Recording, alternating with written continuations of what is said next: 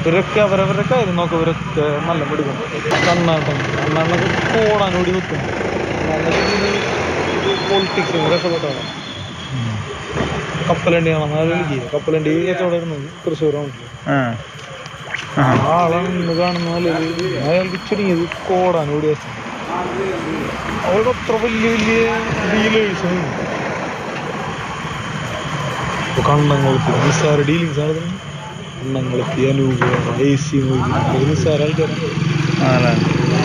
പറഞ്ഞാൽ ജില്ലയിലത്തെ വലിയ വലിയ എന്താണ് അത്ര അപ്പർ ക്ലാസ് ആളുകളുടെ ഇടയിൽ ഇന്ററാക്ട് ചെയ്യുന്ന ആൾക്കാരവരൊക്കെ.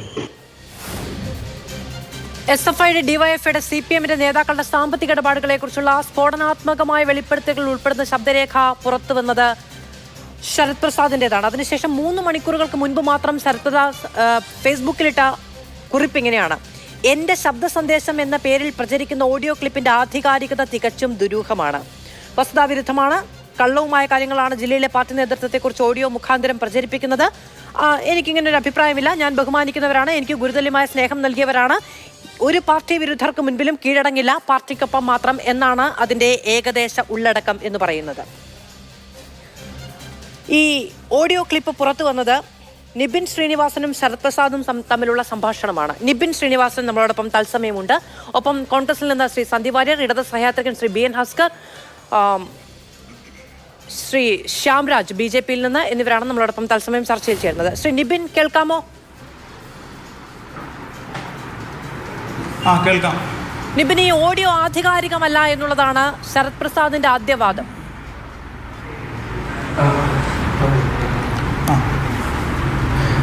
ഈ ഓഡിയോ വന്ന സമയത്ത് തന്നെ ഇത് മാധ്യമങ്ങൾ ശ്രദ്ധയിൽപ്പെടുത്തിയപ്പോൾ ഏറ്റവും ആദ്യം ഇത് തൻ്റെ ഓഡിയോ ആണെന്നും അതിനൊരു 5 വർഷക്കാലം പഴക്കമുണ്ട് എന്നും സമ്മതിച്ചത് ശരത് പ്രസാദ് തന്നെയാണ്. അതിനുശേഷം പാർട്ടിയുടെ ജില്ലാ സെക്രട്ടറി ഇത് 5 വർഷം പഴക്കമുള്ളതാണെന്ന് അദ്ദേഹം സൂചിപ്പിച്ചു. പിന്നീടാണ് ഇപ്പോൾ 1 മണിക്കൂർ മുമ്പ്, ഇപ്പോൾ 2 മണിക്കൂറിനടുത്തായി തോന്നുന്നു, അദ്ദേഹം പോസ്റ്റ് തിരുത്തി പുതിയൊരു ഇതെൻ്റെ അല്ല, ഇതിൻ്റെ ആധികാരികത പരിശോധിക്കാമെന്ന് പറയുന്നു. ഇതിന്റെ പ്രഹരശേഷി സ്വാഭാവികമായും അങ്ങനെ പറയാൻ നിർബന്ധിതമാക്കുന്നതായിരിക്കും. നിബിൻ, ഈ ഓഡിയോ പുറത്തു വരാനുള്ള സാഹചര്യം, ഇത് പുറത്തറിയേണ്ടതാണ് എന്ന് നിബിൻ ചിന്തിക്കാനുള്ള സാഹചര്യം എന്താണ്? അല്ല, ഇത് നിബിൻ ചിന്തിക്കുന്നത് എന്ന് പറയുമ്പോൾ ഇത് നിബിൻ പുറത്തുവിട്ട ഓഡിയോ സന്ദേശം പോലെയാണ് ചിത്രീകരിക്കപ്പെടുന്നത്. ഇത് നിബിൻ പുറത്തുവിട്ടിട്ടുള്ള ഓഡിയോ സന്ദേശമല്ല, മറിച്ച് ഇത് എവിടെ നിന്ന് കിട്ടി? എന്നോട് ചോദിച്ച മാധ്യമപ്രവർത്തകരോടൊക്കെ ചോദിച്ച പ്രധാനപ്പെട്ട ചോദ്യം, നിങ്ങൾക്ക് ഈ ഓഡിയോ സന്ദേശം എവിടെ നിന്ന് ലഭിച്ചു, ആര് തന്നു എന്നുള്ളതാണ്. കാരണം ഇത് ഞങ്ങളുടെ സംഭാഷണ ഇടയ്ക്ക് ഉണ്ടായിട്ടുള്ള നിരവധിയായിട്ടുള്ള ഘട്ടങ്ങളിൽ സംസാരിച്ചപ്പോൾ ഉണ്ടായിട്ടുള്ള നിരവധിയായിട്ടുള്ള കാര്യങ്ങളുണ്ട്. പക്ഷേ ഈ സാഹചര്യത്തിൽ ഇത്തരത്തിലൊരു ഓഡിയോ പുറത്തു വന്നത് എങ്ങനെയാണെന്ന് എനിക്കും സംശയമുണ്ട്. പക്ഷേ ഈ ഓഡിയോയുടെ ഉദ്ദേശശുദ്ധി, അതായത് ഓഡിയോ സത്യസന്ധമാണോ വ്യാജമാണോ എന്ന് ചോദിക്കുമ്പോൾ ഈ ഓഡിയോ തീർത്തും സത്യസന്ധമാണ്. അപ്പുറത്തുള്ള കേൾവിക്കാരൻ, ശ്രോതാവ് എന്നുള്ളത് ഞാൻ തന്നെയാണ് എന്ന് ഞാൻ വെളിപ്പെടുത്തി. അപ്പുറത്ത് എന്നോട് സംസാരിച്ചിരുന്ന ആളുടെ പേര് ശരത് പ്രസാദ് എന്നുള്ളതും തന്നെയാണ്. നിബിൻ, ഈ സംഭാഷണം ഉണ്ടാകുന്ന സമയത്ത് നിങ്ങൾ 2 പേരും മാത്രമാണോ അവിടെ ഉണ്ടായിരുന്നത്? അല്ല, ഇത് ഞാൻ പറഞ്ഞല്ലോ, ഇത് എവിടെ നിന്ന് എപ്പോൾ ലഭിച്ചു എന്നുള്ളതിനെ കുറിച്ച് കൃത്യമായിട്ടുള്ള തെളിവില്ല. കാരണം ഞങ്ങൾ നിരവധിയായിട്ടുള്ള സ്ഥലങ്ങളിൽ വെച്ച് പല ആളുകളുടെ ഇടയിലും വെച്ചും ഇത്തരത്തിലുള്ള സംസാരം ഉണ്ടായിട്ടുണ്ട്. ഞങ്ങളൊപ്പം തന്നെയുള്ള ആളുകൾക്ക് ഇത്തരത്തിലുള്ള സംസാരങ്ങൾ ഉണ്ടാകുമ്പോൾ അവിടെയൊക്കെ ഈ സഖാവ് സമാനമായ രീതിയിൽ മുമ്പും ഇതുപോലെ പലരോടും സംസാരിച്ചായിട്ട് എനിക്കറിയാം. ഇതിപ്പോൾ എവിടെ നിന്ന് വന്നു എന്നുള്ളതിനെ കുറിച്ച് എനിക്കറിയില്ല. പക്ഷെ അതിൽ സംസാരിക്കുന്നതിൽ ശ്രോതാവിൻ്റെ ശബ്ദം അല്ലെങ്കിൽ മറ്റ് കേൾവിക്കാരൻ എന്നുള്ളത് ഞാൻ തന്നെയാണ്, സംസാരിക്കുന്നത് ശരത്ത് തന്നെയാണ് എന്നുള്ളത് കൃത്യമാണ്. ഈ പെർട്ടിക്കുലർ ഓഡിയോ അത് എപ്പോൾ എവിടെ വെച്ച് എന്നത് നിബിനും സ്ഥിരീകരിക്കാൻ കഴിയുന്നില്ല.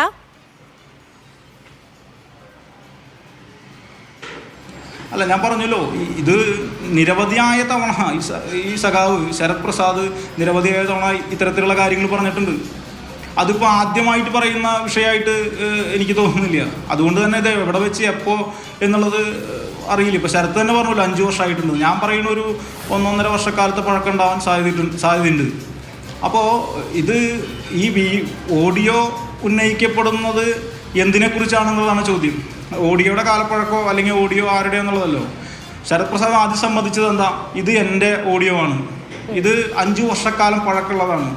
അതേ ആൾ കുറച്ച് നേരങ്ങൾക്ക് ശേഷം പറയാണ് ഇത് എൻ്റെ അല്ല, ഇതിൻ്റെ ആധികാരികത പരിശോധിക്കണം. ഇത് കാണുന്ന കേരളത്തിലെ മഹാഭൂരിപക്ഷം മനുഷ്യരും എന്താണ് വിചാരിക്കേണ്ടത്? ഞാൻ പറയുന്നത് എൻ്റെ ഓഡിയോ ആണ് എന്ന് പറഞ്ഞാൽ എൻ്റെ ഓഡിയോ ആണ് എന്ന് പറയാനുള്ള ഒരു ആർജവം നമ്മൾ കാണിക്കുക. ഇപ്പോൾ എനിക്ക് തോന്നുന്നത് അതിനെക്കുറിച്ചുള്ള പേടി കൊണ്ടായിരിക്കും. ഒരു പക്ഷേ ഇത്തരത്തിലൊരു ഓഡിയോ പുറത്തു വന്നു, ഇത് കേരളക്കരെ ഒട്ടാകെ ചർച്ച ചെയ്യപ്പെടുന്നു. അങ്ങനെ ചർച്ച ചെയ്യപ്പെടുന്ന സാഹചര്യത്തിൽ അത് വലിയ പ്രതിസന്ധിയിലേക്ക് പോയാൽ തങ്ങളുടെ അധികാരത്തിന് തന്നെ പ്രശ്നമായിരിക്കാം എന്നുള്ളതുകൊണ്ടായിരിക്കാം ഒരു പക്ഷേ ഇതൊന്ന് പിന്മാറാനുള്ള സാഹചര്യം. അപ്പോഴും നിബിൻ ഉറച്ചു നിൽക്കുന്നു, ഈ ഓഡിയോ നിങ്ങൾ തമ്മിൽ സംസാരിച്ചതാണ്. നിബിൻ പറഞ്ഞില്ല ഈ സമയത്ത് ആരൊക്കെയാണ് ഒപ്പം ഉണ്ടായിരുന്നത് എന്നുള്ളത് പറഞ്ഞില്ല. ശരി, അത് നിബിൻ്റെ താല്പര്യം. അത് ഓഡിയോ നിബിൻ്റേതും ശരത് പ്രസാദിൻ്റേതുമാണ്, ഇത് നിങ്ങൾ തമ്മിലുള്ള സംഭാഷണമാണ് എന്ന കാര്യത്തിൽ ഉറച്ചു നിൽക്കുന്നു. ഇത് എവിടെ നിന്ന് വന്നതാണെന്ന് പക്ഷേ നിബിൻ അറിയില്ല. ശരി, നിബിനെതിരെ പാർട്ടി നടപടി ഉണ്ടാകുന്നത് എപ്പോഴാണ്?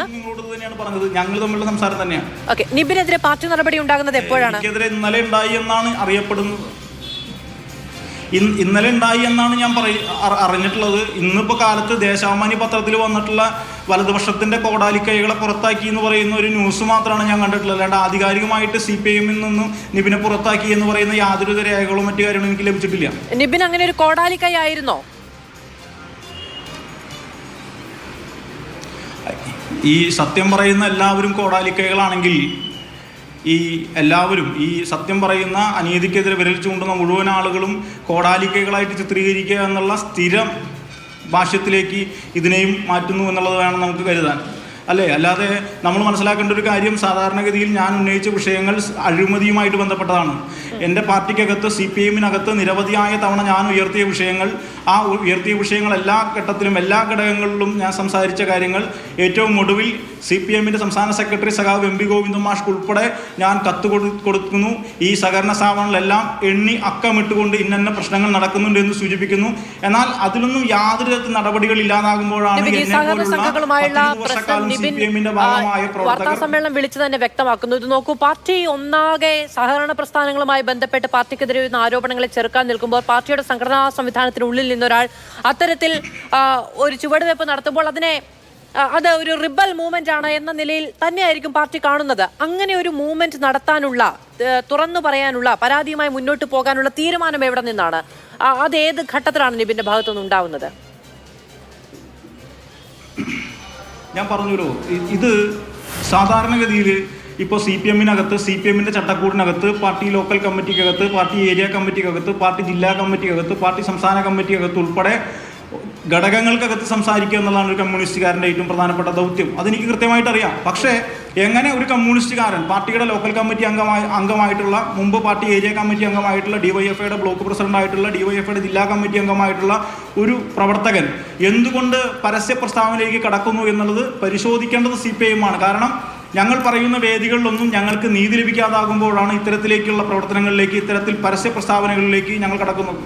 തീർച്ചയായും ഞങ്ങൾക്കറിയാം, ഞങ്ങൾ ഹോമിക്കപ്പെട്ടേക്കാം അല്ലെങ്കിൽ ആത്മാനുഭൂതി ചെയ്യുന്നതിൻ്റെ തുല്യമാണ് ഇത്തരത്തിലുള്ള പരസ്യ പ്രസ്താവന എന്ന് ഞങ്ങൾക്ക് കൃത്യമായ ബോധ്യം ഉണ്ടായിരുന്നു. ആ ബോധ്യത്തിൻ്റെ അടിസ്ഥാനത്തിൽ തന്നെയാണ് സംസാരിച്ചത്. ശരി, നിബിൻ കുറച്ച് സമയം മാത്രമേ ഉണ്ടാവുള്ളൂ എന്ന് പറഞ്ഞുകൊണ്ട് ഞാൻ പെട്ടെന്ന് 1-2 ചോദ്യങ്ങൾ കൂടി ചോദിക്കുകയാണ്. ഈ ഓഡിയോയിൽ ശരത്ത് പറഞ്ഞിരിക്കുന്ന കാര്യങ്ങളുടെ ആധികാരികതയെക്കുറിച്ച് നിബിന്റെ ബോധ്യം എന്താണ്? MK കണ്ണനെ കുറിച്ച്, AC മൊയ്തീനെ കുറിച്ച്, പാർട്ടിയുടെ SFIയുടെ മുതൽ ഇങ്ങോട്ടുള്ള ഭാരവാഹികൾക്ക് കിട്ടുന്ന പിരിവിന്റെ പങ്കിനെ കുറിച്ചൊക്കെ ശരത്ത് പറഞ്ഞതിനെ കുറിച്ച് നിബിൻ എന്താണ് പറയാനുള്ളത്? നിബിൻ പാർട്ടിയുടെ ഘടകമായിരുന്നല്ലോ. ഞാൻ പറഞ്ഞല്ലോ, ഇത് ശരത്ത് ഇപ്പോൾ എങ്ങനെയാണ് ഇത്തരത്തിൽ സംസാരിച്ചത് എനിക്കറിയില്ല. പക്ഷേ ഞാനും SFIയുടെ ഏരിയ സെക്രട്ടറിയും SFIയുടെ ജില്ലാ ജോയിന്റ് സെക്രട്ടറിയൊക്കെ ആയിരുന്നു. ഞങ്ങൾ പിരിക്കുന്ന കാലഘട്ടത്തിലൊന്നും അങ്ങനെ പിരിവ് ഞങ്ങളെടുക്കുന്നു എന്ന സംവിധാനം ഞാൻ ഇന്നേവരെ കേട്ടിട്ടില്ല. അങ്ങനെ കൃത്യമായിട്ട് അളവിൽ കൂടുതൽ അല്ലെങ്കിൽ അനാവശ്യമായിട്ട് പണം പിരിക്കുക, നാട്ടിലെ പണം പിരിച്ച് കൈക്കലാക്കുന്ന, കീശയിൽ വയ്ക്കുന്ന ആളുകളല്ലായിരുന്നു SFIക്കാർ. അല്ലായിരുന്നു എന്ന് പറഞ്ഞാൽ ഇന്ന് അങ്ങനെയാണെന്ന് ഞാൻ ഇവിടെ പറയുന്നില്ല, അങ്ങനെയാണെന്ന് ഞാൻ പ്രസ്താവിക്കുന്നില്ല. പക്ഷേ ശരത് എന്തുകൊണ്ട് അങ്ങനെ പറയുന്നു എന്നുള്ളത് ശരത് പ്രസാദാണ് വ്യക്തമാക്കേണ്ടത്. വിളിച്ചുകൊണ്ടിരുന്ന ആളാണ്, നിങ്ങൾ രണ്ടുപേരും പാർട്ടി ഘടകത്തിൽ പ്രവർത്തിക്കുന്ന ആളാണ്. ഒരാൾ അത് പറയുമ്പോൾ നിബിനെ അങ്ങനെ അല്ലല്ലോ, നീ എന്താടാ ഈ പറയുന്നത് എന്നൊരു ചോദ്യം പോലും ഉണ്ടാവുന്നില്ലല്ലോ. അല്ല, അങ്ങനെ ഒരു ചോദ്യവും ഇതുവരെ ഉണ്ടായിട്ടില്ല. ഞാൻ ഈ വാർത്താ സമ്മേളനം അല്ലെങ്കിൽ എൻ്റെ ബൈറ്റ് എടുക്കുന്നതിന് തൊട്ട് മുമ്പായിട്ട് ഉദ്ദേശം ഒരു 1.5 മാസം മുമ്പ് ഞാൻ പരസ്യമായിട്ട് ഫേസ്ബുക്കിലൂടെ എൻ്റെ ഫേസ്ബുക്ക് നോക്കി. അങ്ങനെയല്ല നിബിനെ ഞാൻ ചോദിച്ചത്. നിബിൻ, ഞാൻ ചോദിച്ചത് അങ്ങേക്ക് മനസ്സിലായില്ല. ഞാൻ പറയുന്നത് ഇപ്പൊ ശരത്ത് നിബിന്റെ അടുത്തിരുന്ന് ഇങ്ങനെ പറയാണ്, SFIക്കാർക്ക് ജില്ലാ കമ്മിറ്റിക്ക് മുകളിൽ പോയ പാർട്ടിക്കാർക്ക് സാമ്പത്തിക പ്രശ്നമില്ല, അവരുടെ റേഞ്ച് മാറുകയാണ്, MK കണ്ണൻ ഇങ്ങനെയാണ്, AC മൊയ്തീൻ ഇങ്ങനെയാണ്, നമുക്ക് പിരിവിന്റെ പങ്ക് ഇത്രയാണ് കിട്ടുന്നതെന്ന് പറയുമ്പോൾ നിബിൻ ഉത്തരവാദിത്തപ്പെട്ട പാർട്ടി പ്രവർത്തകനാണ്, നേതാവാണെന്ന്. നിബിന്റെ ഭാഗത്തു നിന്ന് എതിർപ്പൊന്നും ഉണ്ടാവുന്നില്ലല്ലോ എന്നാണ് ഞാൻ ചോദിക്കുന്നത്. അല്ല, എതിർപ്പല്ല, ഞാൻ പറഞ്ഞല്ലോ, ശരത്ത് പറയുന്നത് കേട്ടിരിക്കുകയാണ് ഞാൻ. ശരത്ത് പറയുന്നത് ആരെക്കുറിച്ച്? ശരത്ത് ആരാ? ശരത്ത് എന്നേക്കാൾ ഗൗരവമേറിയ സ്ഥാനത്തിരിക്കുന്ന പാർട്ടിയുടെ ജില്ലാ കമ്മിറ്റി മെമ്പറായിരിക്കുന്ന വ്യക്തി, ഞാൻ പാർട്ടിയുടെ ഏരിയ കമ്മിറ്റി മെമ്പറായിട്ടിരിക്കുന്ന വ്യക്തി. എങ്ങനെയാണ് പാർട്ടി ജില്ലാ കമ്മിറ്റി മെമ്പറായ വ്യക്തി പാർട്ടി ജില്ലക്കകത്തെ പാർട്ടി സംസ്ഥാന കമ്മിറ്റിക്കകത്തെ ആളുകളെ കുറിച്ച് ഇങ്ങനെ പറയുന്നത്?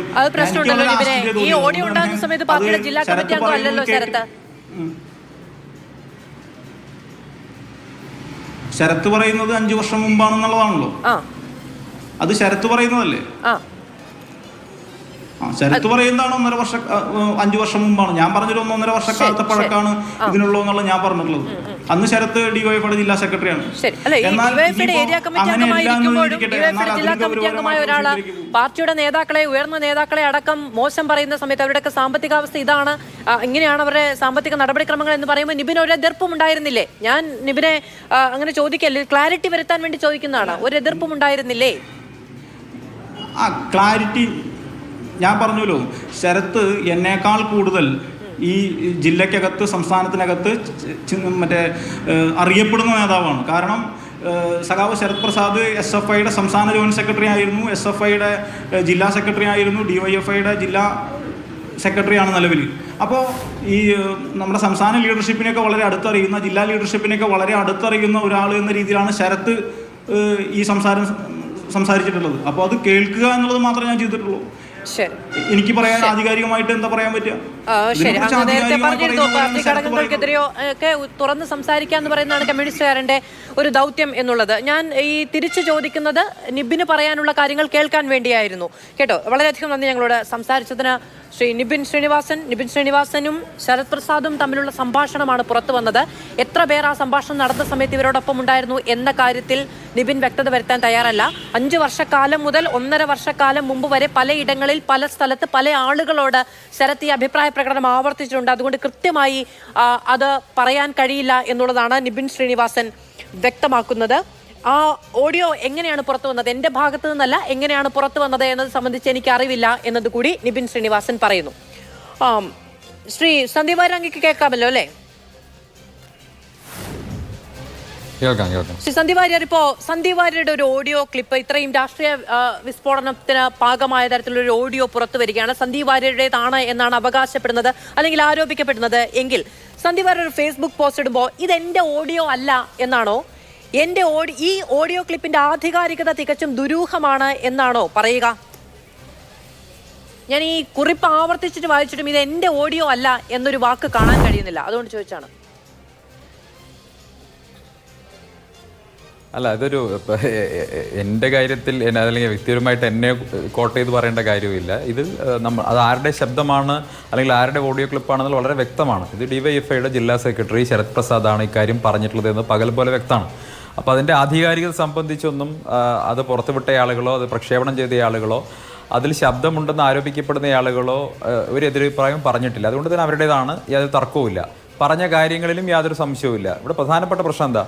CPM രാഷ്ട്രീയ സദാചാരത്തെക്കുറിച്ച്, അഴിമതിരാഹിത്യത്തെക്കുറിച്ച്, അഴിമതിരഹിത പൊതുപ്രവർത്തനത്തെക്കുറിച്ചൊക്കെ പുരപ്പുറത്ത് കയറി ഗീർവാണ പ്രഭാഷണം നടത്തുന്ന അതേ സമയത്ത് CPMൻ്റെ യുവജന സംഘടനയിൽപ്പെട്ട ഏറ്റവും പ്രധാനപ്പെട്ട നേതാക്കൾക്ക് പോലും CPM നേതാക്കൾ അവർ ഈ പുറത്ത് പറയുന്ന ഒരു തരത്തിലുള്ള സദാചാരവും മൂല്യവും പുലർത്തുന്നില്ല എന്നും അവർ പുറത്ത് പറയുന്നത് പോലെയുള്ള അഴിമതിരഹിത ജീവിതം നയിക്കുന്നില്ല എന്നും, മറിച്ച് CPMൻ്റെ നേതൃത്വം മുഴുവൻ അങ്ങേയറ്റത്തെ അഴിമതി നിറഞ്ഞ, അങ്ങേയറ്റത്തെ കറപ്ഷൻ നിറഞ്ഞ ഒരു ലീഡർഷിപ്പാണ് CPMൻ്റേത് എന്ന് DYFIയുടെ സംസ്ഥാനത്തെ പ്രധാനപ്പെട്ട നേതാവ് തന്നെയാണ് പരസ്യമായി പറഞ്ഞിട്ടുള്ളത്. അപ്പോൾ ഇത് പുറത്ത് നമുക്ക് കാണാൻ സാധിക്കുന്ന ഇവരുടെ കാപട്യമാണ്. CPM നേതൃത്വം പുലർത്തുന്ന ഒരു കാപട്യം ഇക്കാര്യത്തിൽ വ്യക്തമായിട്ട് കാണാൻ സാധിക്കും. പ്രധാനപ്പെട്ട കാര്യം എന്താ? ഈ കറപ്ഷൻ അലിഗേഷൻ ഉന്നയിക്കപ്പെട്ട നേതാക്കളെ മുഴുവൻ, ഇത് കോൺഗ്രസ് കൊണ്ടുവന്നൊരു അലിഗേഷൻ അല്ല, നിങ്ങൾ ആലോചിക്കണം. ഈ അലിഗേഷൻ കൊണ്ടുവന്നുള്ള DYFIയുടെ ജില്ലാ സെക്രട്ടറിയാണ്, CPMന്റെ ജില്ലാ കമ്മിറ്റി അംഗമാണ്, നമ്മുടെ ചാനൽ ചർച്ചകളിലൊക്കെ പങ്കെടുക്കുന്ന ഒരാൾ കൂടിയാണ്.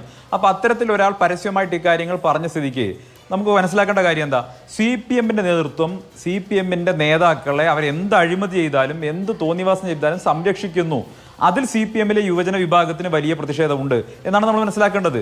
CPMലെ തന്നെ വലിയൊരു വിഭാഗം അണികൾക്കും യുവജന നേതാക്കൾക്കുമൊക്കെ CPM നേതൃത്വം അതിൻ്റെ അഴിമതിക്കാരായിട്ടുള്ള കോടിക്കണക്കിന് രൂപ സമ്പാദിച്ചിട്ടുള്ള നേതാക്കളെ സംരക്ഷിക്കുന്നു എന്ന് ഇന്ന് കൃത്യമായി ബോധ്യപ്പെട്ടിരിക്കുകയാണ്. നോക്കൂ, ഇവിടെയും CPM സംരക്ഷണ കവചം ഒരുക്കുന്ന ആർക്കൊക്കെയാണ്? ഇത്തരത്തിൽ കോടിക്കണക്കിന് ഉറുപ്പിക സമ്പാദിച്ചു എന്ന് DYFIയുടെ ജില്ലാ നേതാവ് ആരോപിക്കപ്പെടുന്നവർക്ക് വേണ്ടി ഇന്നും സംരക്ഷണ കവചം ഒരുക്കുകയാണ്. ഒരു തരത്തിലുള്ള വിഷമമോ സങ്കടമോ അതല്ലെങ്കിൽ ഒരു ചളിപ്പോ ഒരു വഷളത്വമോ ഒന്നും CPMന്റെ നേതൃത്വത്തിന് ഇക്കാര്യം വിശദീകരിക്കുമ്പോൾ തോന്നുന്നതേയില്ല. ഇന്ന് CPMന്റെ ജില്ലാ സെക്രട്ടറി അടക്കമുള്ളവർ പുറത്തു വന്ന് പറയുമ്പോഴും അവർക്ക് ഇക്കാര്യത്തിൽ ഒരു ചളിപ്പും തോന്നുന്നില്ല. പൊതുസമൂഹത്തോട് ഇത് വിശദീകരിക്കുന്നതിൽ അവർക്കൊരു ജാള്യതയും അനുഭവപ്പെടുന്നില്ല എന്നുള്ളതാണ് ഏറ്റവും പ്രധാനപ്പെട്ട കാര്യം. അവർക്ക് ഏത് അഴിമതിയെയും ചർച്ചയുമായി ബന്ധപ്പെട്ട് CPMന്റെ പ്രതിനിധി ഉണ്ടാകുമോ എന്ന് ചോദിക്കുമ്പോൾ ഞങ്ങൾക്ക് പാർട്ടിയുടെ ജില്ലാ സെക്രട്ടറി അതിൽ കൃത്യമായി പറഞ്ഞിട്ടുണ്ട്. അതിനപ്പുറത്തേക്ക് ഒന്നും പറയാനില്ല എന്നുള്ളതാണ് പാർട്ടിയുടെ പ്രതികരണം. ഇത്രയും ഇത് നോക്കൂ, ഇപ്പോൾ CPM നമ്മളൊക്കെ അങ്ങ് ഇറങ്ങുകയല്ലേ എന്ന് മുഖ്യമന്ത്രി ഒരു പ്രാവശ്യം നമ്മുടെ പ്രളയത്തിന് ശേഷം മുഖ്യമന്ത്രി അത് ചോദിക്കുമ്പോൾ ആർജവത്തോടു കൂടി അതിന് പിന്നാലെ നിന്നിട്ടുള്ളവരാണ് കേരളത്തിലുള്ള എല്ലാവരും. DYFI ആക്രി പെറുക്കിയും DYFI പാട്ട പെറുക്കിയും DYFI ബിരിയാണി ചലഞ്ച് നടത്തിയും ഒക്കെ ഇതിന്റെ ഭാഗമാകുമ്പോൾ ബക്കറ്റ് പിരിവ് എന്ന് പറയുന്നത് അല്ലെങ്കിൽ ഒരു ക്രൗഡ് ഫണ്ടിങ് എന്നൊക്കെ പറയുന്നത് രാഷ്ട്രീയ പ്രവർത്തനത്തിന്റെ ഒരു ഭാഗം തന്നെയാണ് CPMന്. അപ്പോൾ അവിടേക്കുള്ള ഒരു ചോദ്യമാണ്, ആ ചോദ്യമാണ് പാർട്ടിക്കുള്ളിൽ നിന്ന് തന്നെ ഒരാൾ ഉയർത്തുന്നത്. അതിന് മറുപടി പറയണ്ടേ? മാധു, ഇത് കേവലം ഈ ബക്കറ്റ് പിരിവോ അതല്ലെങ്കിൽ മറ്റു രീതിയിലുള്ള ഇവരെ ക്രൗഡ് ഫണ്ടിങ്ങുമായി ബന്ധപ്പെട്ട വിഷയമല്ല. ഇവിടെ ഉന്നയിക്കപ്പെട്ട ആക്ഷേപം എന്ന് പറയുന്നത് അതിഗുരുതരമായിട്ടുള്ള ആക്ഷേപമാണ്. ഏത് കാലഘട്ടത്തിലാണ് ഇത് വരുന്നത്? ഇത് കരിവന്നൂരുമായി ബന്ധപ്പെട്ട് വളരെ സീരിയസ് ആയിട്ടുള്ളൊരു ഇൻവെസ്റ്റിഗേഷൻ നടക്കുന്നു എന്ന് നമ്മളൊക്കെ കരുതിയിരുന്ന ഒരു കാലഘട്ടത്തിലാണ് ഈ സംഭാഷണം നടക്കുന്നത് എന്നാണ് നമ്മൾ മനസ്സിലാക്കുന്നത്. കരിവന്നൂർ നടന്നത് എന്താ?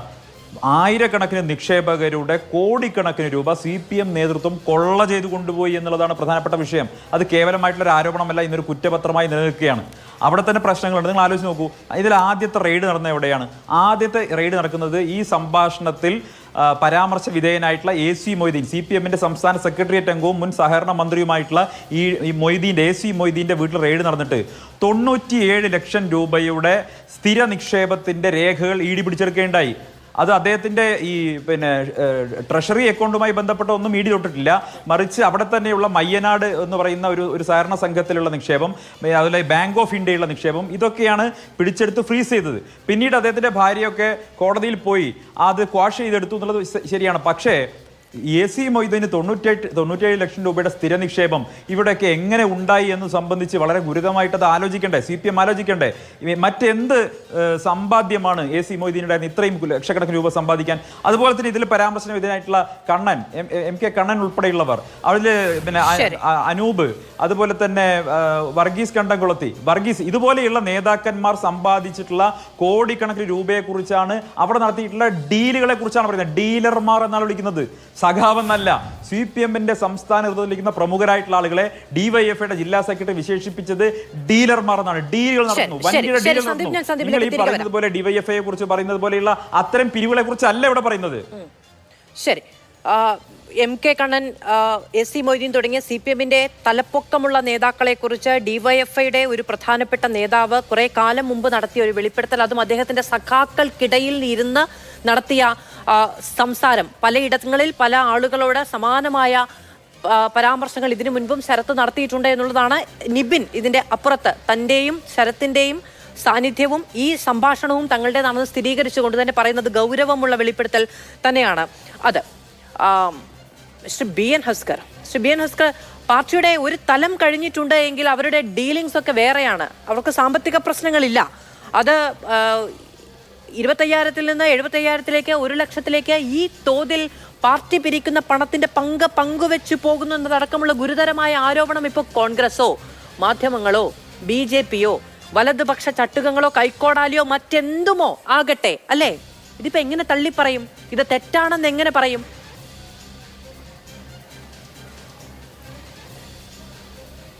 മധു, ഇതില് ഏറ്റവും ആത്യന്തികമായി നാം പരിശോധിക്കപ്പെടേണ്ടത് രണ്ട് വ്യക്തികൾ തമ്മിലുള്ള സംഭാഷണം. ആ വ്യക്തികൾ ഓൺ ചെയ്യുന്നോ ഡിസോൺ ചെയ്യുന്നോ എന്നുള്ളതാണ് ഏറ്റവും പരമപ്രധാനമായിട്ടുള്ള പ്രശ്നം. ഇവിടെ ശരത് പ്രസാദ് ഈ വിഷയത്തിൽ വളരെ കൃത്യമായ ഒരു അഭിപ്രായം പറഞ്ഞു കഴിഞ്ഞു. തൻ്റെ ശബ്ദശകലത്തെ സംബന്ധിച്ച് സംശയമുണ്ടെന്ന് പറഞ്ഞു കഴിയുമ്പോൾ അത് ആ അർത്ഥത്തിൽ ഇത് കൃത്രിമമായി ചമയ്ക്കപ്പെട്ടിട്ടുള്ള ശബ്ദ സന്ദേശങ്ങളാണ് നിലവിലുള്ളത് എന്ന് പറയുമ്പോൾ പാർട്ടിയിൽ നിന്നും നടപടിയെടുക്കപ്പെടുന്ന ഒരാൾ പ്രതികാര ബുദ്ധിയെ ഈ ശബ്ദത്തെ സംബന്ധിച്ച് വളരെ കൃത്യമായി ഇത് എൻ്റേതു കൂടിയാണ്, സാന്നിധ്യത്തിലാണ് എന്ന് അവകാശപ്പെടുമ്പോൾ അതിൻ്റെ ആധികാരികതയെ സംബന്ധിച്ച് പൊതുസമൂഹത്തിന് വളരെ കൃത്യമായി ഇപ്പോൾ ബോധ്യപ്പെട്ടിട്ടുണ്ട്. ഇപ്പോൾ നിബിൻ ശ്രീനിവാസൻ തന്നെ വളരെ കൃത്യമായിട്ട് പറയുന്നു, തന്നെ പാർട്ടിയിൽ നിന്ന് പുറത്താക്കിയിട്ടുണ്ട്, വലതുപക്ഷത്തിൻ്റെ കോടാലിക്കൈയായി താൻ പ്രവർത്തിക്കുന്നു എന്ന ആരോപണം പാർട്ടി വെക്കുന്നു എന്നുള്ളതാണ്. അദ്ദേഹം തന്നെ വലതുപക്ഷത്തിൻ്റെ കോടാലിക്കൈയാണ് എന്നുള്ളതിൻ്റെ ഏറ്റവും സുപ്രധാന തെളിവുകളാണ് ഇങ്ങനെ നിരനിരയായി മാധ്യമങ്ങൾക്ക് മുന്നിൽ വന്നിരുന്ന് CPM-നെ അപമതിക്കുന്നതിനു വേണ്ടി ശ്രമിച്ചുകൊണ്ടേയിരിക്കുന്നത്. ഇവിടെ ED തൃശ്ശൂരിലെ പാർട്ടി നേതാക്കന്മാരെ സംബന്ധിച്ച് അവർ കുടിച്ച മുലപ്പാല് മുതൽ ഇന്നുവരെ ജീവിച്ച മുഴുവൻ ചരിത്രവും പരിശോധിച്ചിട്ടുണ്ട് എന്നുള്ളത് വസ്തുതയാണ്. അപ്പോൾ ആ വസ്തുതകൾക്ക് വിരുദ്ധമായി AC മൊയ്തീനെ സംബന്ധിച്ച് അദ്ദേഹത്തിൻ്റെ ഭാര്യ റിട്ടയർ ചെയ്തപ്പോൾ ലഭിച്ച റിട്ടയർമെൻറ്റ് ബെനിഫിറ്റിൻ്റെ ഫിക്സഡ് ഡിപ്പോസിറ്റുകൾ തടഞ്ഞുവെക്കുകയും ഫ്രീസ് ചെയ്യുകയും ചെയ്തിരുന്ന ED കേരളത്തിൻ്റെ പരമോന്നത കോടതിയായ ബഹുമാനപ്പെട്ട ഹൈക്കോടതി ഇടപെട്ട് ആ ഫ്രീസ് ചെയ്ത ഉത്തരവ് മരവിപ്പിക്കുകയാണ് ഉണ്ടായത്. അപ്പോൾ അതിൽ നിന്ന് നമുക്ക് കൃത്യമായി ബോധ്യപ്പെടുന്നത് നിയമം അറിയുന്ന ആളുകൾ, നിയമത്തിനെ കൈകാര്യം ചെയ്യുന്ന പരമോന്നത കോടതിയായ കേരളത്തിൻ്റെ ഹൈക്കോടതി ഈ വിഷയം സമൂലമായി പരിശോധിക്കുകയും AC മൊയ്തീനോ അദ്ദേഹത്തിൻ്റെ കുടുംബാംഗങ്ങൾക്കോ ഒരു തരത്തിലും വഴിവിട്ട ഒരു സാമ്പത്തിക സ്രോതസ്സുകളില്ലെന്ന് ബോധ്യപ്പെടുന്നതിൻ്റെ അടിസ്ഥാനത്തിലാണ് ED നടത്തിയിട്ടുള്ള ആ അറ്റാച്ച്മെൻറ്റിന് ലിഫ്റ്റ് ചെയ്ത് കൊടുത്തത്. ഒന്നത്. രണ്ട്, MK കണ്ണനെ സംബന്ധിച്ച് MK കണ്ണൻ്റെ സാമ്പത്തിക സ്രോതസ്സിനെ സംബന്ധിച്ച് ED അന്വേഷണം നടത്തിയല്ലോ. ഈ കഴുകൻ കണ്ണുകളുമായി കേരളത്തിലെ ഇടതുപക്ഷ സർക്കാരിനെ ആക്രമിക്കുകയും ഇന്ത്യയിലെ മുഴുവൻ പ്രതിപക്ഷ സംസ്ഥാനങ്ങൾ, ഇപ്പോൾ സന്ദീപൊക്കെ ഒരുപക്ഷെ ഇപ്പം എന്നോടൊപ്പം യോജിക്കുമായിരിക്കും, ഇന്ത്യയിലെ മുഴുവൻ പ്രതിപക്ഷ നേതാക്കന്മാരെയും ആക്രമിക്കുന്നതിനു വേണ്ടി, അവരെ അപമതിക്കുന്നതിനു വേണ്ടി കഴുകൻ കണ്ണുകളുമായിട്ടാണ് കേന്ദ്ര ഏജൻസികളായിട്ടുള്ള ED-യും CBI അടക്കം പ്രവർത്തിച്ചു. അത് AC മൊയ്തീന്റെ മാത്രമല്ല MK കണ്ണന്റെയും പ്രതികരണം അത് തന്നെയാണ്. ED വന്ന് അരിച്ചു പെറുക്കി പോയിട്ട് എന്ത് കിട്ടി എന്നുള്ളത് നമുക്കത് ശ്യാമിനോട് ചോദിക്കുകയും ചെയ്യാം. ശ്രീ BN ഹസ്കർ, പക്ഷേ അങ്ങ് ഈ ചോദ്യത്തിന്റെ ഉത്തരമായി ആദ്യം പറഞ്ഞത് ഈ ഓഡിയോ സന്ദേശം അത് തെറ്റാണ് എന്ന് പറഞ്ഞു എന്ന്. അങ്ങനെയൊന്നില്ല. അതാണ് ഞാൻ വളരെ കൗതുകത്തോടു കൂടി ശ്രീ സന്ദീപ് വാര്യരോട് ആദ്യം ചോദിച്ചത്. ഇപ്പൊ നിബിനോട് ചോദിക്കുമ്പോൾ നിബിൻ പറയുന്നു ഞാനുണ്ട് അവിടെ ശരത് പ്രസാദ് ഉണ്ട്, ഞങ്ങൾ തമ്മിൽ നടത്തിയ സംഭാഷണമാണ്. അതിൽ എനിക്കുള്ള സംശയങ്ങൾ ഞാൻ നിബിനോട് നേരിട്ട് തന്നെ ചോദിക്കുന്നു, അങ്ങ് കേട്ടല്ലോ. പക്ഷെ ശരത്തിന് ഇത് പറയാൻ കഴിയുന്നില്ല. ഞാനില്ല അവിടെ, ഞാനും നിബിനും തമ്മിൽ ഈ കാര്യം സംസാരിച്ചിട്ടില്ല, ഈ ഓഡിയോ എൻ്റേതല്ല, ഇത് മാനിപ്പുലേറ്റഡ് ആണ്, ഇത് നിർമ്മിതമാണ്, ഇത് കൃത്രിമമാണ്, ഇതൊന്നും ഇതിനകത്തില്ല. ഇതിനകത്ത് ഈ പറയുന്ന ലാസ്റ്റ് ഒരു പഞ്ച് ഡയലോഗ് ഉണ്ട്, പാർട്ടി വിരുദ്ധർക്ക് മുൻപിൽ കീഴടങ്ങില്ല എന്നുള്ള പഞ്ച് പ്രഖ്യാപനങ്ങളൊക്കെ ഉണ്ട്. എൻ്റെ ശബ്ദ സന്ദേശം എന്ന പേരിൽ പ്രചരിക്കുന്ന ഓഡിയോ ക്ലിപ്പിന്റെ ആധികാരികത തികച്ചും ദുരൂഹമാണ് എന്നാണ് പറയുന്നത്. ഇതെൻ്റെതല്ല എന്ന ഒറ്റ വരി കൊണ്ട് ഇടതുപക്ഷം ആകെ ഉരുക്കുകോട്ട പോലെ പ്രതിരോധിക്കും.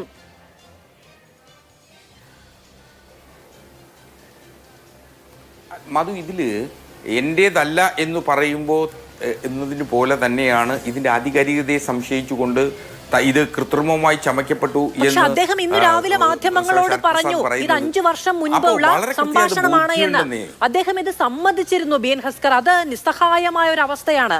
അദ്ദേഹം ഇത് സമ്മതിച്ചിരുന്നു. ഇത് നേരത്തെ ശ്രീ ഹസ്കർ പറഞ്ഞ ഒരു കാര്യത്തിൽ ഞാൻ അങ്ങയോടും ശരത്തിനോടും മറ്റ് ലോകത്തുള്ള സകല മനുഷ്യരോടും വിശ്വാസ പ്രഖ്യാപനം നടത്തുന്നു. നമ്മൾ ഒരാളോട് സംസാരിക്കുന്നത് നമ്മളുടെ സ്വകാര്യതയാണ്. ഓരോ പ്രത്യയശാസ്ത്രത്തോടും ഒരു സംഘടനാ സംവിധാനത്തോടും 100% കൂറ് പ്രഖ്യാപിച്ച വിരുദ്ധാഭിപ്രായങ്ങളില്ലാതെ ജനാധിപത്യത്തിൽ ഒരു മനുഷ്യനും നിൽക്കാൻ കഴിയില്ല. വിരുദ്ധാഭിപ്രായം ഉണ്ടാകണം. അത് രാഷ്ട്രീയമായി ചർച്ച ചെയ്ത് മാറണം. ശരിയാണ്. പക്ഷേ ഈ ഓഡിയോ തൻ്റെതാണ് എന്ന് ശരത്ത് സമ്മതിച്ചതാണ്. ശരത്ത് ഇന്ന് ഞങ്ങളുടെ പ്രതിനിധി MS ലിഷോയുടെ അടക്കം ഈ കാര്യങ്ങൾ തുടക്കത്തിൽ സമ്മതിച്ചതാണ്. പക്ഷെ ഞങ്ങൾ അതൊരു സ്വകാര്യ സംഭാഷണം എന്ന രീതിയിൽ തന്നെ അതിലൊരു മാന്യത കൽപ്പിച്ചതുകൊണ്ട് അത് റെക്കോർഡ് ചെയ്ത് പ്രചരിപ്പിക്കാൻ തയ്യാറായില്ല എന്നേ ഉള്ളൂ. പക്ഷെ അദ്ദേഹം സമ്മതിച്ചു, മറ്റു മാധ്യമങ്ങളോട് സംസാരിച്ചു, മറ്റു മാധ്യമങ്ങളോട് പറഞ്ഞു. അതുകൊണ്ടാണ് ഇപ്പോഴും അങ്ങനെ അത് പുറത്തു വന്നതുകൊണ്ടാണ് ഇപ്പോഴും ഞാനത് പറയുന്നത്. അല്ലെങ്കിൽ ഞങ്ങളോട് സമ്മതിച്ചു എന്നുള്ളത് ഇപ്പോഴും ഞങ്ങൾ പറയുകയുമില്ല. പക്ഷെ അദ്ദേഹം സമ്മതിച്ചു, അത് പൊതുസമൂഹത്തിന് മുന്നിലുണ്ട്. ഒരു വാർത്തയും ഒരു മാധ്യമത്തിന്റെയും കുത്തകയായൊന്നും നിൽക്കില്ല. പുറത്തു പറഞ്ഞിട്ടുണ്ടെങ്കിൽ പറഞ്ഞതാണ്. ആ നിലയ്ക്ക് പുറത്തു വന്നൊരു കാര്യം 3 മണിക്കൂർ മുമ്പ് ഇതെന്തോ പാർട്ടി വിരുദ്ധരുടെ സമീപനമാണ് എന്ന് പറഞ്ഞാൽ തള്ളി പറയാൻ കഴിയുന്നതല്ല ഹസ്കർ. അവിടെ അത് വളരെ തുറന്നു കാണിക്കപ്പെട്ട സത്യമായി നിലനിൽക്കും.